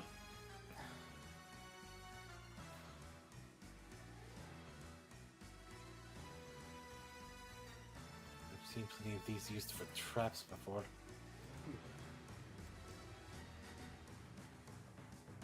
We would have to carefully step over these, or The tripwires on unless the walls. The tripwires on the walls. Yeah, they're like you can just see they're more on the ground. interesting. We have a spider. Yeah. Zasta kind of like looks around and goes, "How comfortable are you all with climbing on a spider?" Not the weirdest thing. Well, she is going to. Fuck! I need to spend another spell. There goes the last first level spell. She is going to, for free, end the effect of her reduced shape, which is she had to spend a point for her not to be large because she wanted to be able to fit through this place. But she is large now. Okay, let me make it large. Deja vu, huh, Pacifico? Large spooter. And Wait, then, why is this- Now, last So- time it wasn't a spooter, and I'd like to note that based on the lore related to Arakashi and how that relates to the Arakashi East River War, it's very weird to have royalty from East River riding a spider. But at the same time, notably, as a part of this same mutation, because I'm ending one effect, I'm also going to create a new effect. Enlarge. I am a huge spider. Oh God, huge spider. This way, I can actually carry the party. Dang, that's the opposite of how your token looks whenever you drop it. my parents would raise so many fucking eyebrows at this, but fuck it, it's. She extends a couple of her legs across to the party for people to climb on and grip onto her scaly, because she's weirdly got like reptile scales on the spider because she's mutated. Yeah, I'd imagine that Pacifico realizing the scales, it's like, maybe it's not as weird as I thought. Yeah, I climbed spiderweb earlier. Everybody so. on. This is the slightly weirder usage of riding on my character, because Asta also frequently turns into a Quetzalcoatlus, the bird dinosaur, not bird, like a Reptile similar thing. similar to a pterodon. If that sentence ended I am a lot earlier, that would have been a lot I am funnier. familiar with Quetzalcoatl.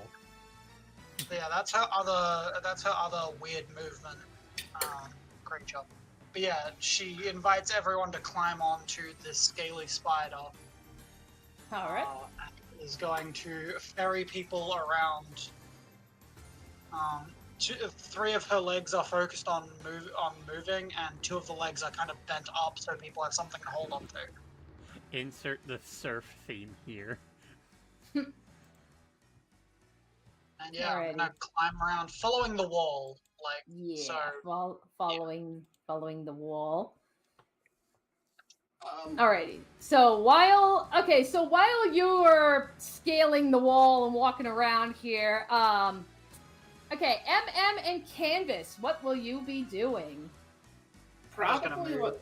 Yeah, we're probably just gonna be following, but like a bit behind, because I think There's only so much space in the corridor, and there's a huge spider.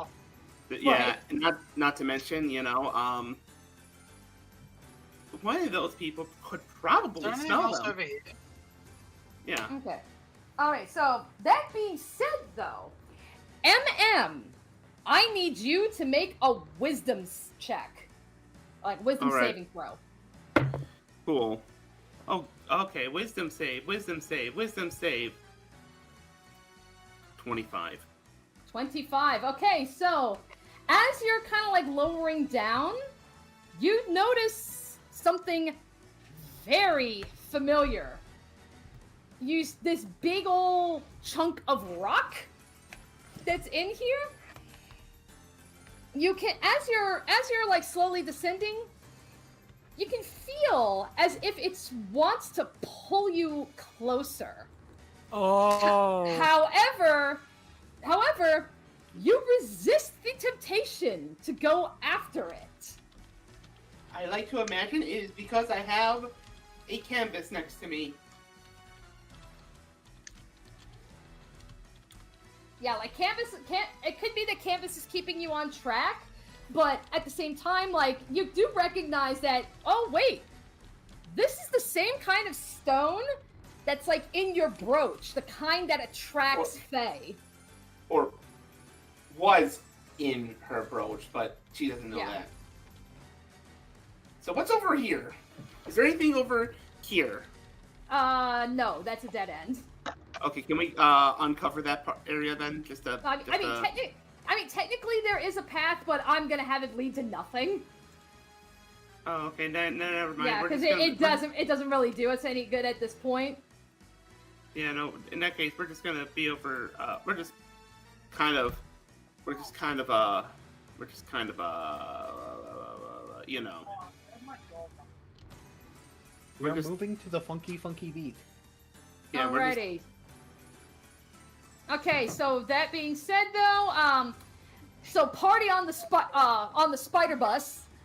So yeah, on the spider bus. Yeah, as you're going through, you happen to see that there is a strange arch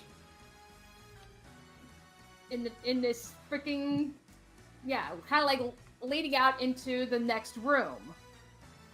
Mm-hmm.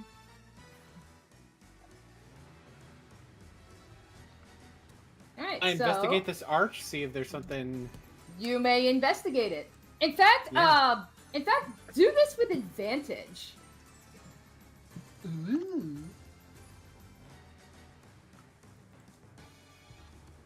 By the way, that is a 26. Okay, so as you approach, you get off the spider bus. You approach the arch, and you notice some very familiar symbols on it, specifically from your symbology class. You recognize this is the telltale sign of a glyph of warding. Ooh. Glyph of warding on the. Okay, who can dispel magic? I think I have a scroll of that. I think. Let me double check.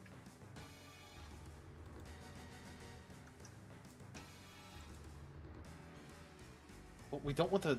Well, we don't necessarily want to use that scroll because either me or MM could outright learn the spell. Where is MM anyway? I don't know. Hey, move up. We'll follow them in the corridor.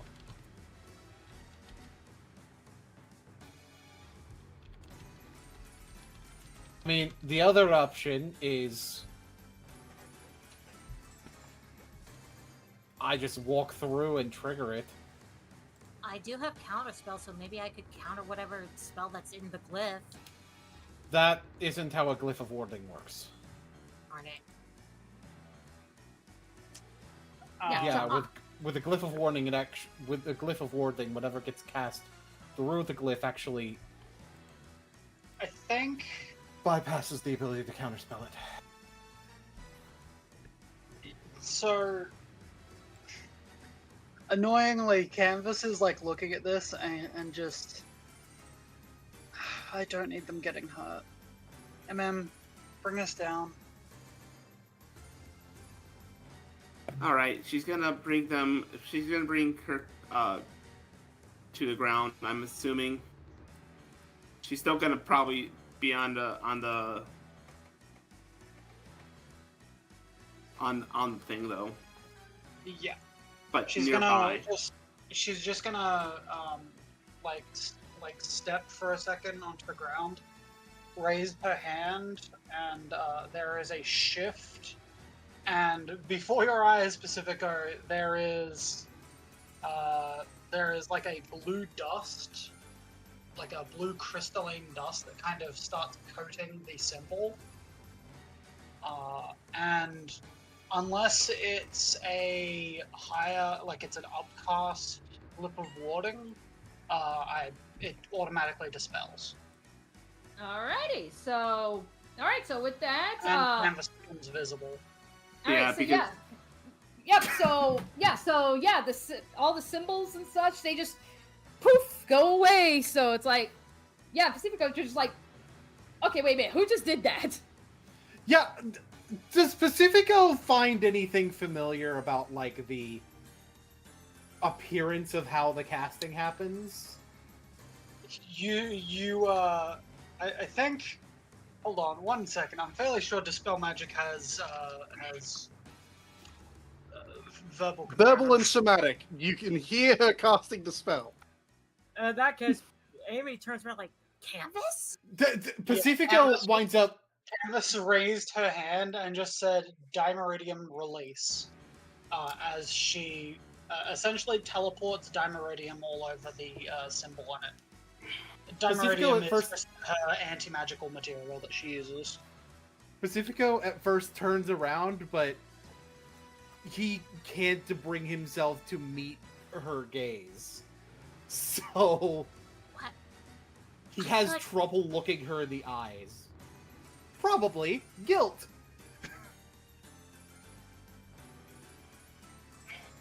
What? I'm not How letting did you just walk through a bomb. Yeah, let's keep moving. I don't care. Go. And she storms. Right. Just storming through. Pacifico will nod and be like, if conversations for later. There's important things being done here. All right, open this. Open says me. Open says you. Okay. Please. Where is he? Okay. All right. Once again, I need you guys to make perception.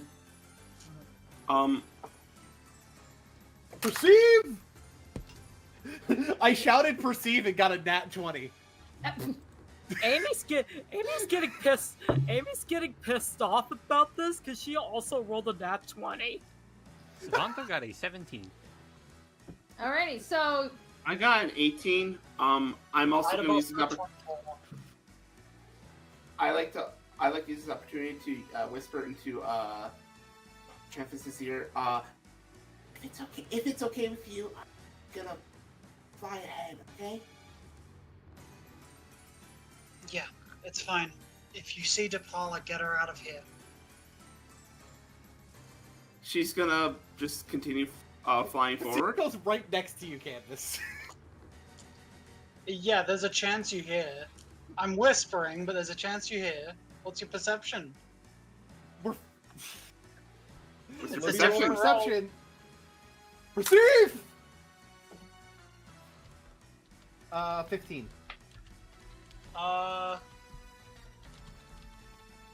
Canvas's stealth is not good. You do hear her whispering to someone. It's like, And then you feel a rush of wind as someone on a hoverboard flies past. it's like,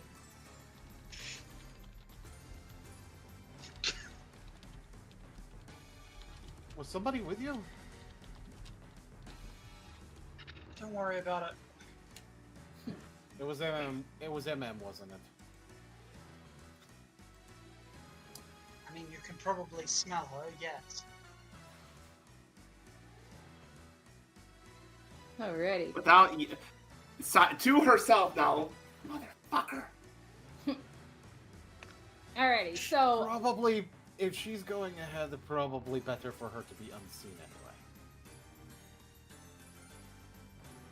And Zasta's just like moved into the middle of here with a 24 and just looking around, making sure there's nothing here. alright, well, pretty much like once you guys have gone past the archway, you know, considering you rolled your high perceptions, once again you see tripwires. Spider This bus. is getting, Spider bus time! this is getting this is getting really annoying. Oh boy, Beats' character is now writing Beats' character. Man, I am not rewarding myself. Help. My brain. There's an inception going on here. This steps onto the spider and then a black hole forms. so Rocks falls, everyone dies. I don't know what I'd to do with imagine it. I'd imagine while we're on the spider bus, this is Pacifico's chance to ask Canvas one particular thing. So, how long have you been following us? Like came in through a different entrance. I think earlier than you, but taking my time. By the way, now she can definitely see the thorn ring. Neat jewelry. Thanks. Spider Boss moves to like here. It's like follow the wall. MM is just gonna fly like. It was the prize that he gave me. Well, that and the part I really didn't want.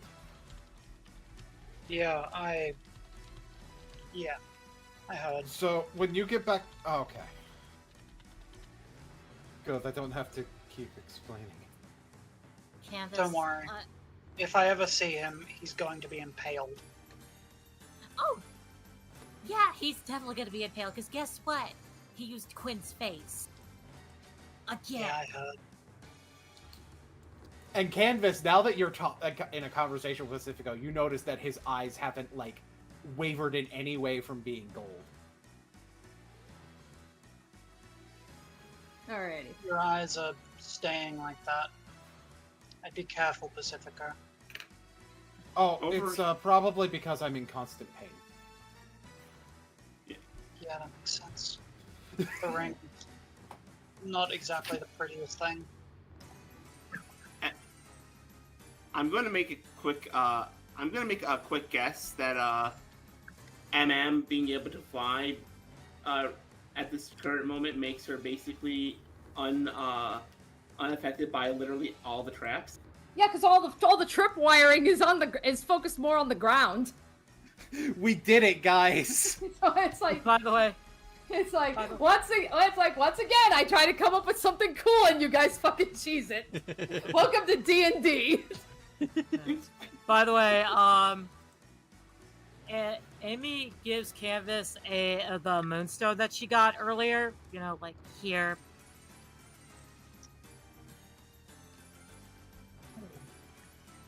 Oh, so Canvas can evolve into like a Clefable. And since I didn't get the chance to tell you before now, by the way, I'm sorry. I appreciate it. Yeah, we had no idea that he was gonna do. It's fine. Let's get this done. Okay. All right. So MM, seeing as how you're the first one here, so you're going through and you find that this pathway leads to a wall of like a large wall of crystal that is just completely blocking the path.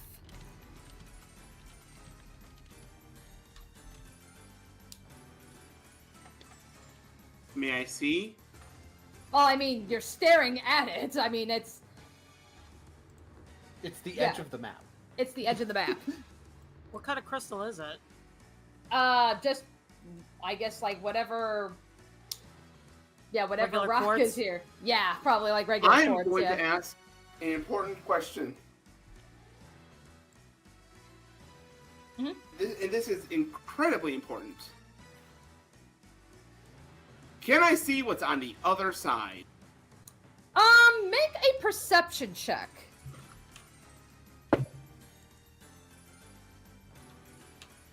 Well, 23. Alrighty, so it's a little. I mean, it's not crystal clear, you know, but yeah.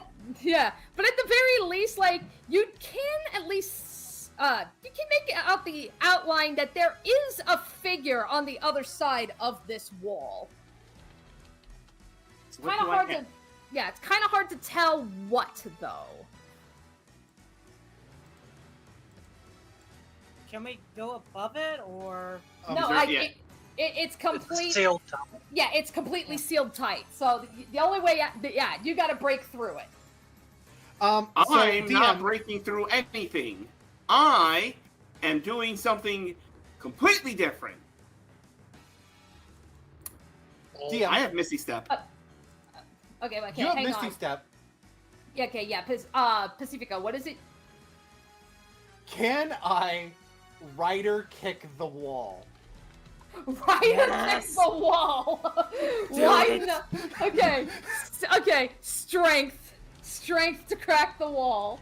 I would like to rage. You're gonna rage to crack the wall. Okay. That's worth a rage use. For various reasons.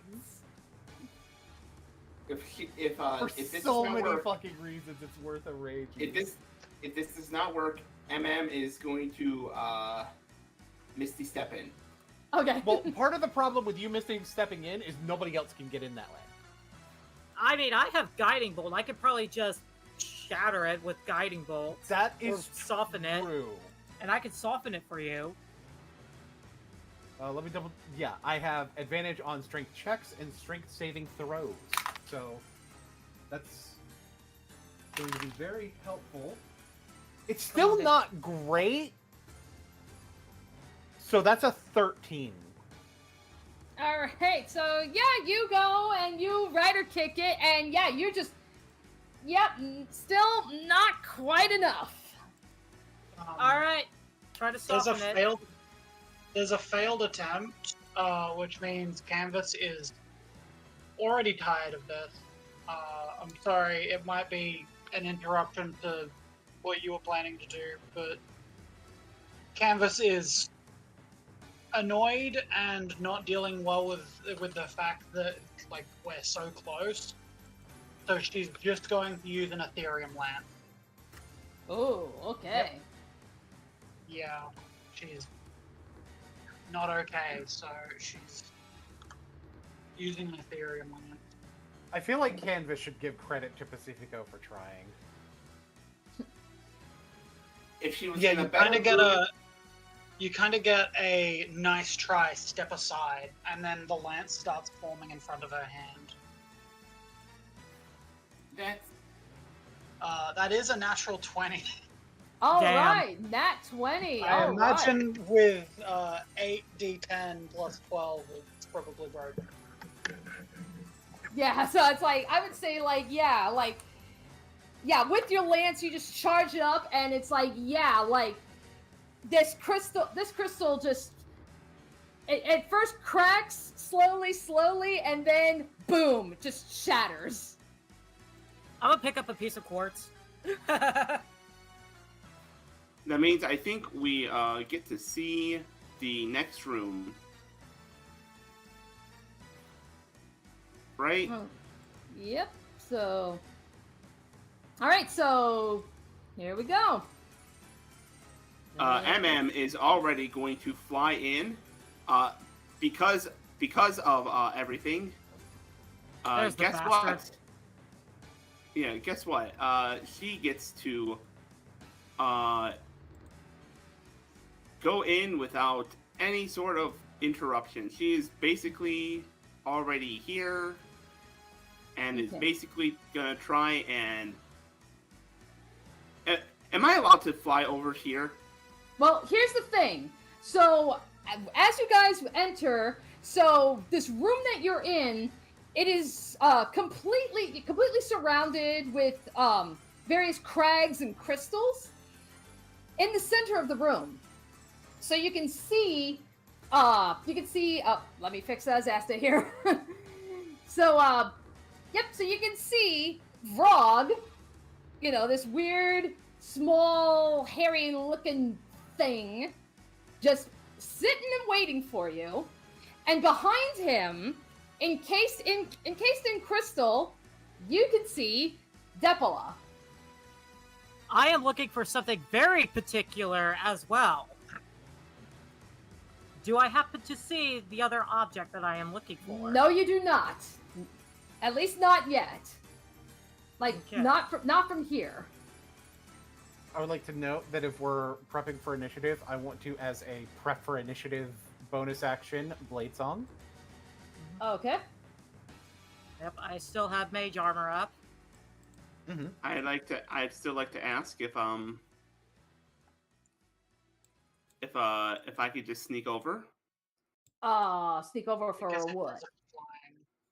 Because I am flying and invisible. Oh, okay. Did you end up using Misty Step to get in? Nope. Okay. Yeah, no, Canvas completely smashed the wall. Which Yeah. is probably better that Canvas did that. This, by the way, is the sphere because it does in fact create materials. Okay. And if I could be huge as Zesta, because huge Oh, spider. huge spider bus. Okay. All right. Frog. And if the party spider bus. Yeah, I think I might have made it a little too big. One step too big. Yeah, that's where I'm like, wait. So if you could drop me to the bottom layer of tokens, that would be the best because spider boss. To the back, spider bus. Okay. Sweet. Frog. So you're the ones who've been making all that noise. Yeah. We're here for that woman. I could make more noise if you like. Shut up. You humans don't know when to leave well enough alone. All you want to do is come into my house and take what's mine. Then put some signs up outside and quit kidnapping people.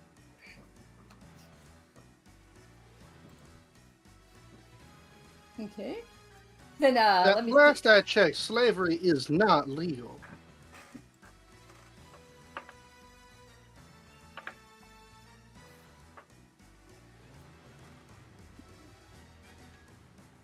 All right. The girl is all we're after. Yeah, and that's where Frog is just like, no, it's not. And he turns to look to you, Amy. He's like, you think I don't know you? Oh, I'm sure your boss told me all about you. Told me about you. Whatever. It's like, you Told you about me. Yes, it's like you and your brother. You don't just want the girl. You're after something else. Yeah, the mirror piece. I want that back. That Yeah. rightfully belongs to my family. If you hand it over and let us leave with Depala, we'll leave you be. Let's see. You know, and that's where he's just let's see, make a persuasion on that one. Ooh, persuasion. If I may, Mhm. Pacifico would like to give advantage. It's like basically give advantage on persuasion by way of intimidation. Sure. By basically saying, if not, then I'll show you what I did to your boss. Okay. Alright, and that Tage, let's go. Canvas Alright. is just silently watching Depala at the back, just seeing if MM gets her out. Okay, so that is dirty 20. Dirty 20. Okay, so Vrog, he just kind of, he just maybe like glances back and he's just like, it's like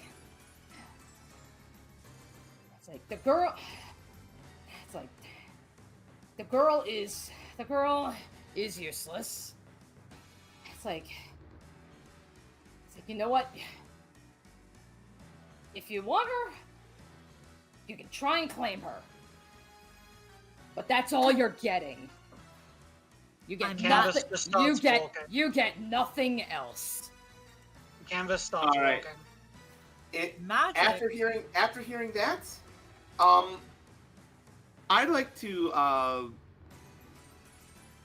first off, I'd like to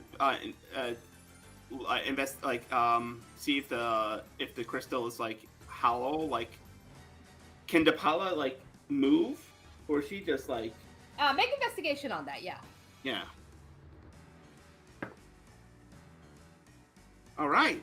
What's my investigation score? It's a dirty 20. Dirty 20. Okay, so yeah, at least from what you can see, it does appear to be hollow in there. So yeah, she is. So yeah, she is very much alive in there. I like to Misty Step in there. Misty Step. Okay. This will get rid of her invisibility. However, all right.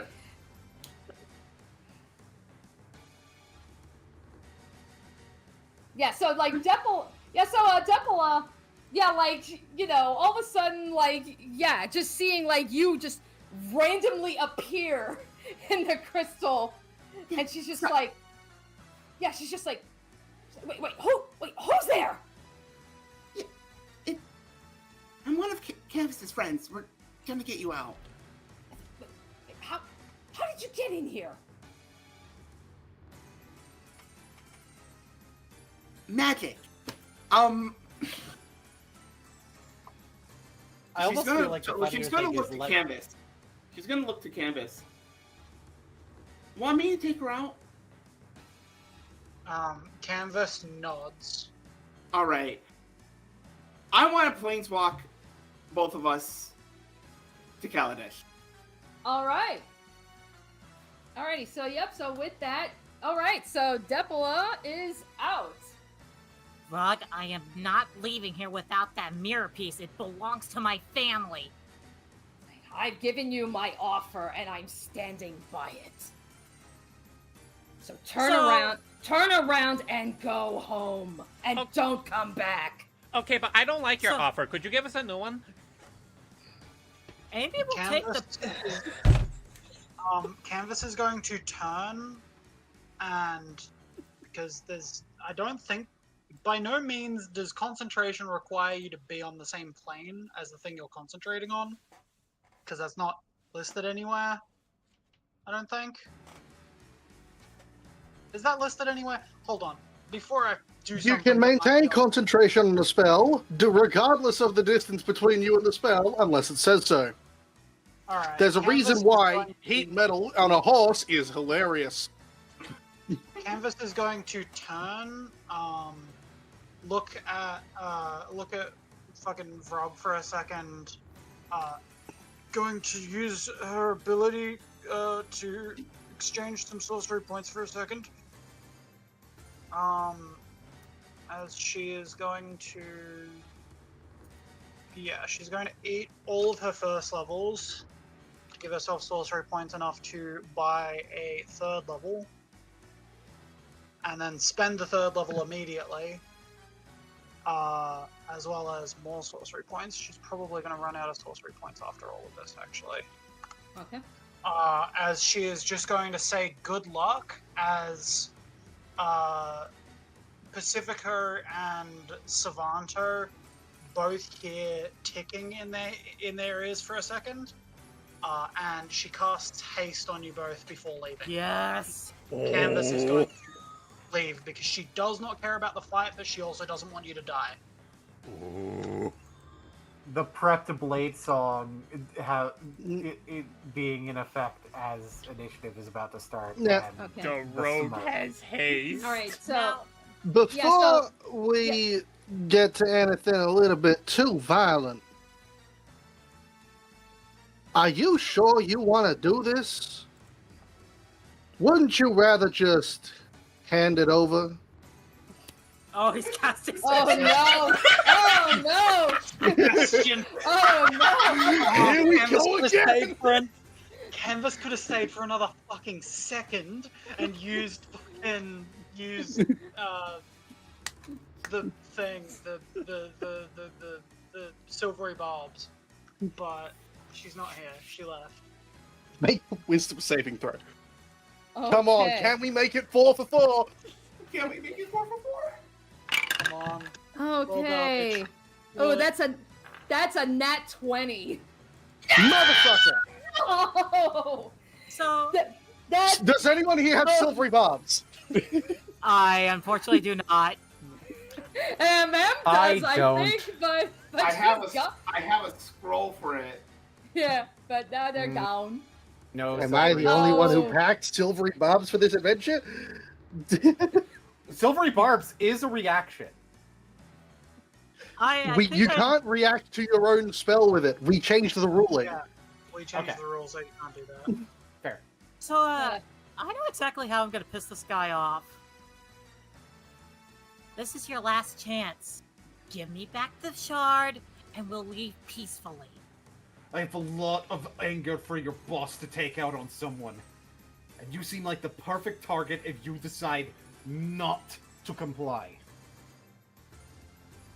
Alrighty. So with that said, once again, you guys, you feel the earth around you begin to quake as some more hair erupts from the ground. Considering now that you're face to face with Vrog, so you can see that this hair that has been littered like all throughout this cave, it is coming directly from Vrog. So this hair is like, coming out of the earth and stuff. I need you guys to make acrobatics and or athletics checks. You Alrighty. Zolfin had some of his hair in her mouth? Yeah, Ew. since we're on my first round of a Blade song, then I suppose I have advantage on this.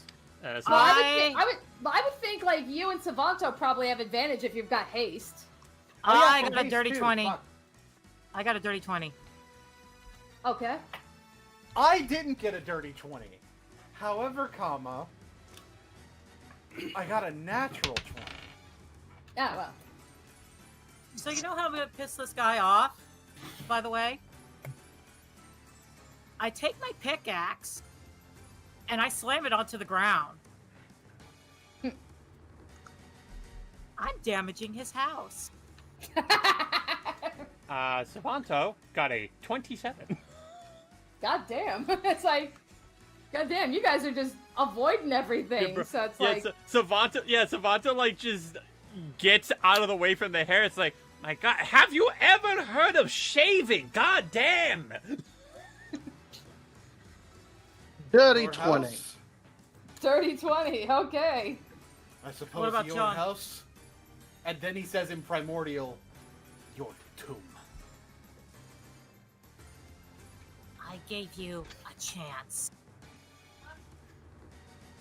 Yeah, so it's like, so like, he was basically trying to grab you guys with his hair, and yeah, you're all dodging it, and like, yeah, Amy, like, yeah, throwing that pickaxe on the ground, and yeah, it's like, yeah, you're fucking up his house, basically.